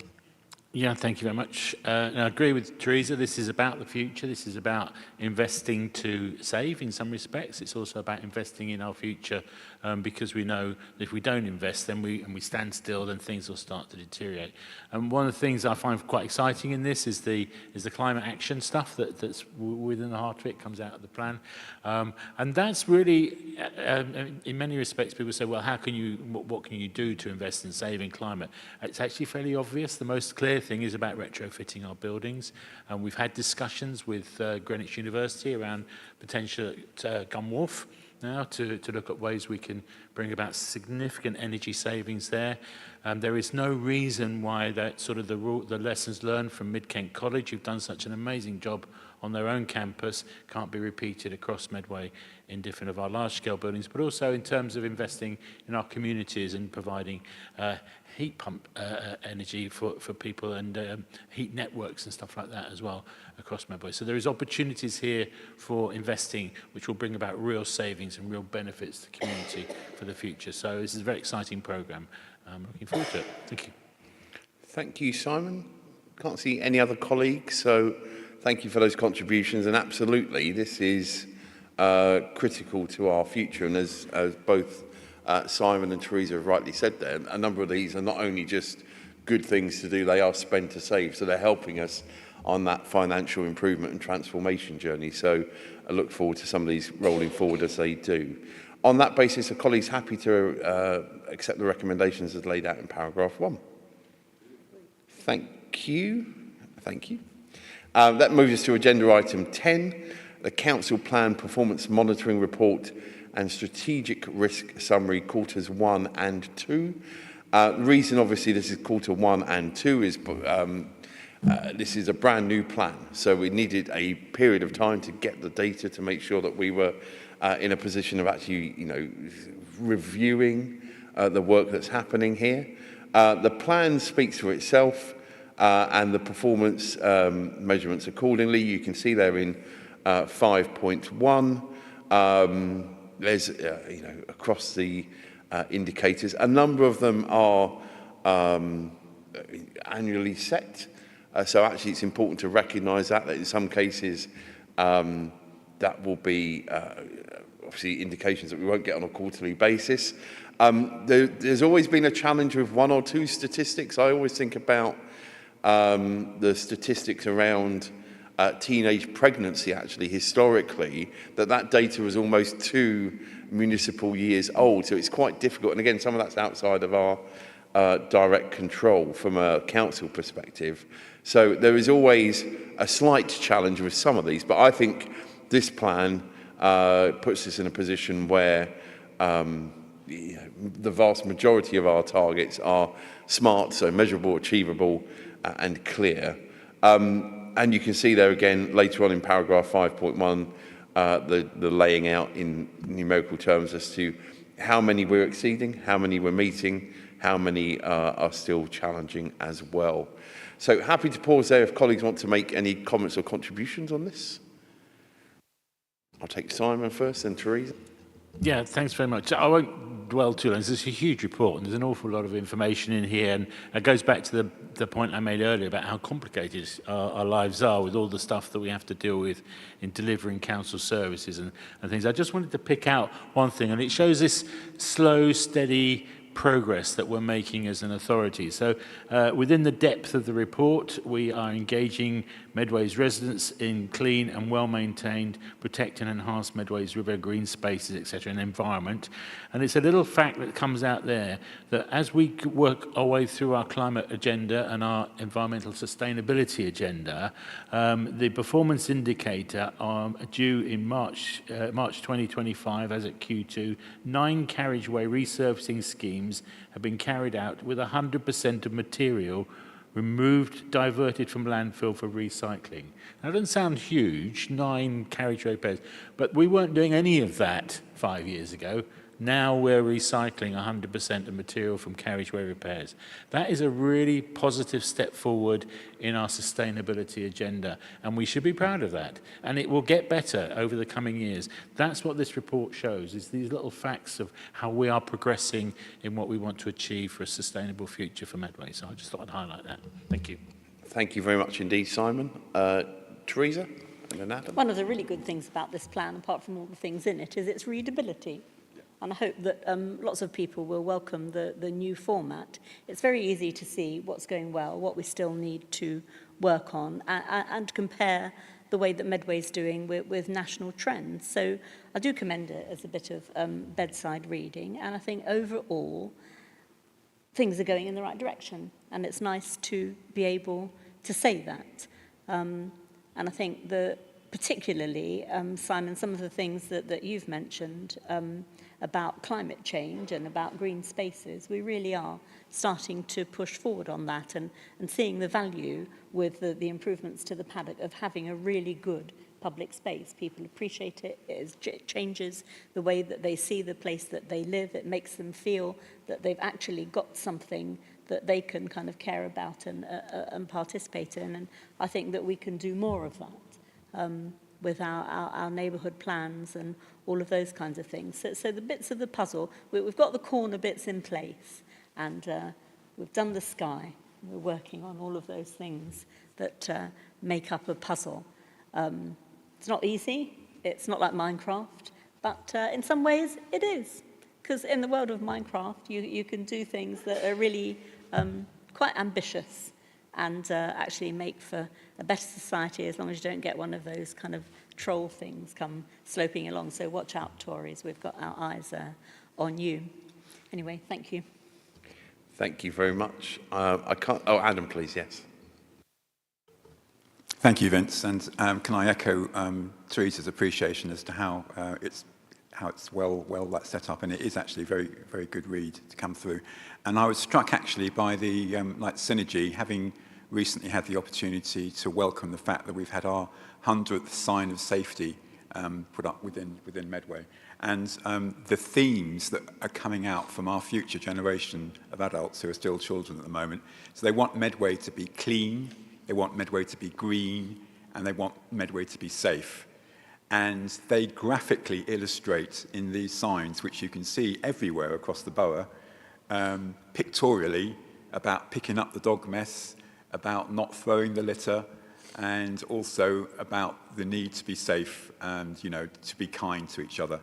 And that's really heartening that we're seeing that graphically illustrated by our children in conjunction with Medway's plans coming forward to actually put some of those visions into action. So there's a real synergy. And that hasn't just happened. It's due to the work of Child-Friendly Medway, which ever since that was actually set up, they soon found that there were departments from all over the council coming to the child-friendly team, wanting to be able to express in child-friendly terms and wanting to hear from the team what are the priorities coming through from our children and how they accord with the work that's actually happening. So, and then obviously there's been things like the live Medway Matters, the children's city halls as well, where the children are able to ask those questions directly of the likes of Richard Hicks and Vince Maple. So, you know, I think that is really good to see, and it gives me a more secure feeling about the Medway community that you know, that our children notice things, how they want things to be improved, and they're prepared to take part in that by visibly displaying these signs. And I'd like to thank everybody and the members of the community coming up with ideas as to where these signs can go. I'd also like to pay tribute to my colleague who's still a councillor, like Nashaba Khan, but she's now the MP for Gillingham and Rainham, in terms of the task force that she's been leading, and some of those themes for the Gillingham High Street, which have been sorely neglected over the years. We had up at the brand new Medway Adult Education, we had the room there full of officers and also ward councillors working together in harmony with the residents that have come forward to the Residents' Forum, all working in partnership, setting out that vision, pretty similar to what the children have been saying, wanting to feel safer. And like the Shahba Khan is determined to take action there around where we're hearing that maybe probation could be building accommodation in the high street of up to 84 places for recently discharged prisoners. That's not what we want to be hearing. It's going to be happening in the high street, which is suffering a lot at the moment. So I've got every confidence that we're working with the government, with our MPs and with our children towards a brighter, cleaner, safer Medway. Thank you. Thank you, Adam. I can't see any other colleagues. So just finally on your point, I agree. I think Nashaba is doing an outstanding job. Her focus for some time has been on Gillingham Town Centre, previously in her role around this table, and now in her new role around a different table up in SW1. And yeah, she will be a champion for that community as well as the rest of the Gillingham and Rainham constituency, but particularly on Gillingham Town Centre. That has been, frankly, not given the love and support it should have been by the previous administration. I'm very clear on that, and I know she is too. Thanks to colleagues who raised, obviously, the items they did within this. I wanted to pick up on the changes to the risk strategy as well. That is something we take seriously, so we are adding an additional risk, and that's around homelessness. It's right to do that. We are making good progress, but it is right that that's in there. There is one risk being removed. That is kindy. It's worth saying the previous leader of this council many years ago made reference to the fact there is an ongoing police investigation. That continues to be the case. Clearly under different leadership of an organisation. So that was certainly, I'm aware that part of the reason it had been on there was because of that. It's right now that, of course, that investigation still continues, and we all look with interest as to see the outcomes of that process outside of this council. There are other things that will happen within the council when that external process has concluded, but it is right from a strategic risk summary perspective that kindy is now put back into almost business as usual from a risk perspective. But that isn't to underplay in any way those ongoing investigations, which of course colleagues would appreciate. I can't say much more about at this stage, but it's worth recognising that happened some years ago under the previous administration. Of course, we focus particularly on those individual indicators and performance outcomes. So there are 7 which are not where they need to be significantly. And I know colleagues will be having individual conversations with officers about those, and indeed those 9 which are just below. But again, we want to try and make sure that those are heading in the right trajectory, and that can sometimes take a little while. Some of these things do take time. You can't change them overnight. But this, as colleagues have said, is a much clearer, more transparent, more informed document. So for those who want that information, we're making it available. And the last thing I'd say before we move to the recommendations is, of course, there are over 100 indicators and performance measures that we're measured against there. Of course, politically, there are 5. Did we deliver this year the lowest council tax in Kent? Yes, we did. Do we have weekly bin collections and free bulky waste collections? Yes, we do. Have we created new green spaces in Medway? Yes, we have. Are we working our way quickly towards that target of 1,000 jobs? Absolutely we are. And are we continuing the conversation around community wardens and looking at hubs across Medway for each of our 5 town centres? That work is continuing. This administration continues to deliver for the people of Medway, despite the challenges. And where there are areas where we need to improve, we'll be open and transparent about that, as we have been with our report. This is absolutely good work, but there's absolutely more good work still to do. On that basis, I'll move the recommendations. Are those agreed? Thank you. Let's then move to the final substantive item. I've had no indication that anyone's likely to move into closed session. I don't believe we'll need to, but I'm happy to hand over to Zoe in Nina's absence to move item 11 on the Brook Theatre refurbishment. Thank you, Zoe. Thank you. This report is seeking permission to commence the award of the contract for the principal contractor for the Brook Theatre refurbishment. And the recommendation is to award the contract to Thomas Sinden Limited for the sum of £10,801,760 and 1p, which is just short of 11 million, as they have adequately priced and passed the tender process within the allocated budget figure. The award is recommended following the agreed open tender process in order to deliver quality community services for residents of all ages, anticipating growth, safe and connected communities and well-being opportunities. The Council secured future High Street funding, which includes £300,000 towards the Brook, and approved addition of £14.7 million to fund the necessary structural works. This stunning property asset will be a multi-space venue for performances, rehearsals, workshops, props and costumes, with additional business and community meeting spaces and with greatly improved accessibility. We anticipate promotion of Medway's improved daytime and evening economy, including employment, educational opportunities and workplaces. A capital addition required of £14.7 million was agreed by Cabinet on the 11th of July 2023 and ratified by full Council on the 20th of July 2023, and therefore Cabinet is asked to approve the main contractor to deliver the refurbishment of the Brook Theatre, which will be future-proofed, providing employment, culture and well-being in a climate-friendly context. Thank you very much, Zoe. Any colleague? I've got Harinder, then Alex and Teresa. Thank you, Vince. This item was one of the first sort of to hit inboxes when we became the new administration, and I was a newly elected cabinet member, and it was quite daunting. And when you were told we need millions, otherwise it might just crumble into the ground, and that was our former town hall.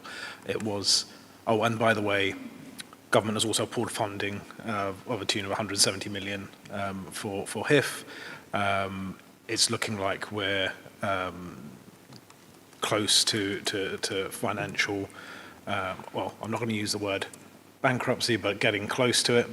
And we're going to have to take some really, really tough decisions. Oh, and also there is this the question of the Brook. It was a tough decision to take, and I think others have mentioned, could we have paused it? Could we have looked elsewhere? Could we have not looked elsewhere, but sort of just left it? But leaving it and not doing it and not sort of moving on this item and appointing contractors would mean losing the funds that we've got through the Future High Streets Fund, as well as other bits.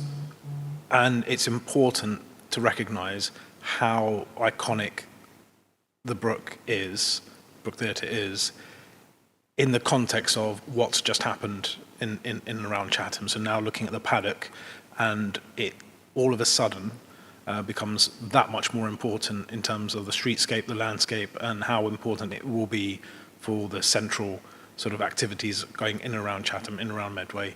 And so we took the right decision then, and now taking the right decision to hopefully approve this item. So I fully support this. Thanks.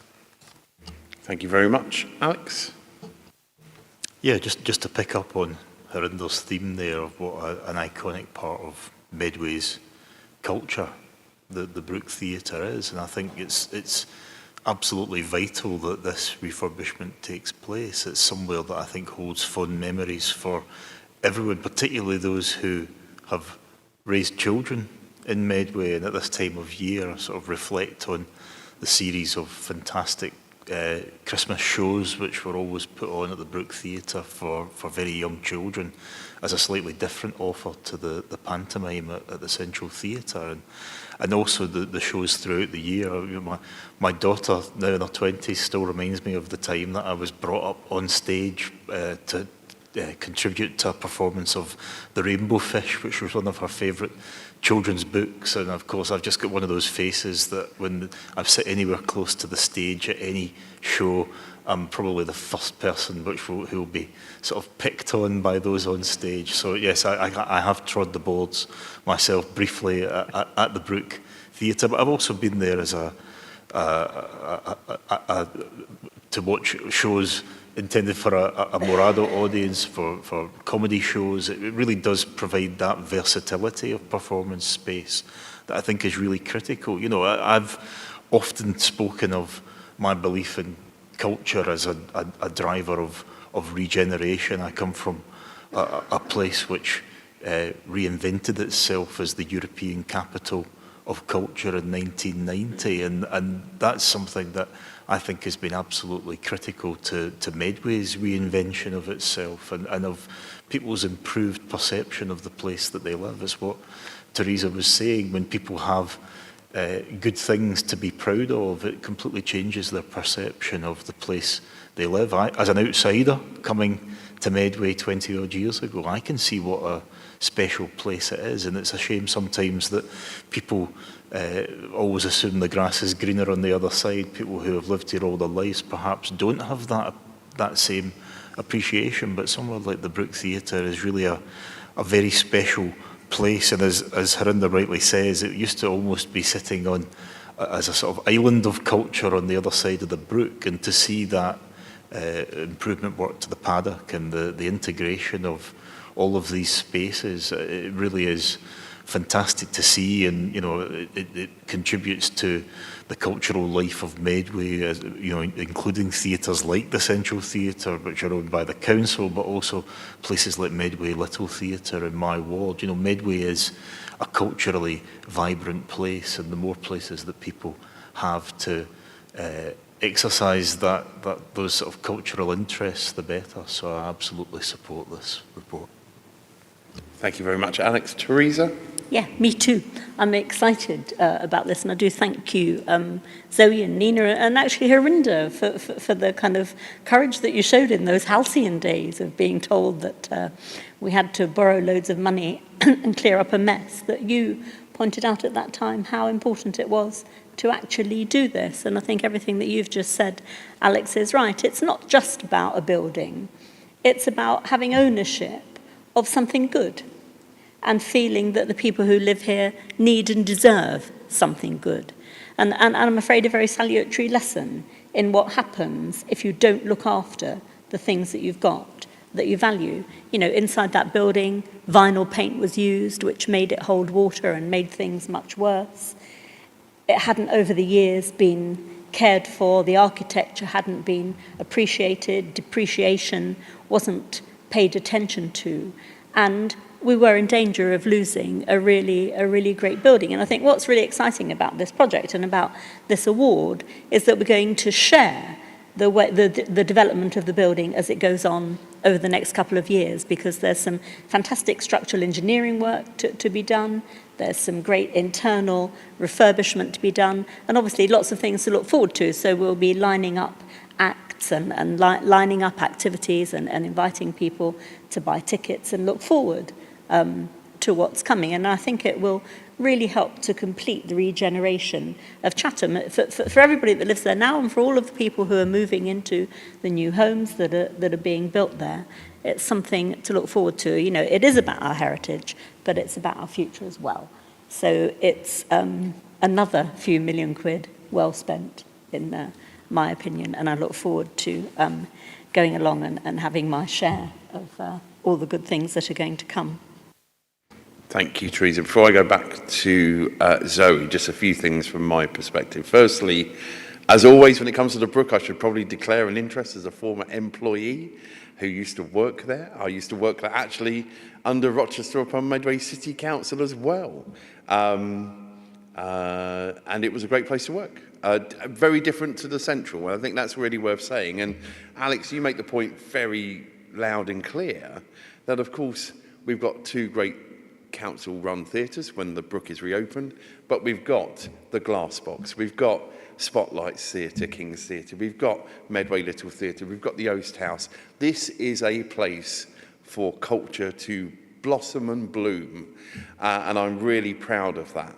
And of course, we've got innovative spaces. Many people here would have been to see ghost ships down at the dockyard, and of course, very soon we'll be able to talk about one of our great cultural friends coming home to Medway. I'm looking forward to speaking about that very soon indeed.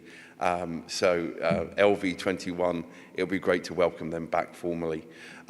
This is a lot of capital money. There's no doubt of that. And we need to be honest about that and be clear and transparent. But actually, as the point was well made by both Zoe and Herinda, and Nina has said this elsewhere as well, this is match funding in part. You know, we're getting money from central government to invest into an absolute critical part of our heritage offer, our cultural offer, our economic offer. You know, it's all of those things as well. And in some senses, most importantly, certainly to me, our civic pride. People know I'm proud to be Medway. And actually, people know that when this is reopened, this will increase the pride for those who have called Medway their home for 100 years or a week or anything else in between. So very, very pleased to support this. It's good to see a number of people and organisations putting themselves forward. The tender process has gone through its process in its normal way. That's referred to in the exempt appendix, but I'm very comfortable with the fact that this has been the relevant, appropriate safeguards have been put in place, looking at the tenders that have gone through. So I look forward to this work happening. As Teresa says, we'll keep residents informed as to what's going on. People are interested, they're intrigued, and I'm looking forward to seeing whatever the first show is there. I'll certainly be there, even if it's something I don't like, which isn't many things. So on that basis, very happy to hand back to Zoe. Thank you. Fairly straightforwardly, the funding for this has already been agreed. So the proposal is that we move ahead as quickly as we can and offer the contract to the developers as set out in the paper. Thank you very much, Zoe, for moving that in Nina's absence. Is that agreed? Thank you very much, and have a lovely rest of your day. Thank you very much.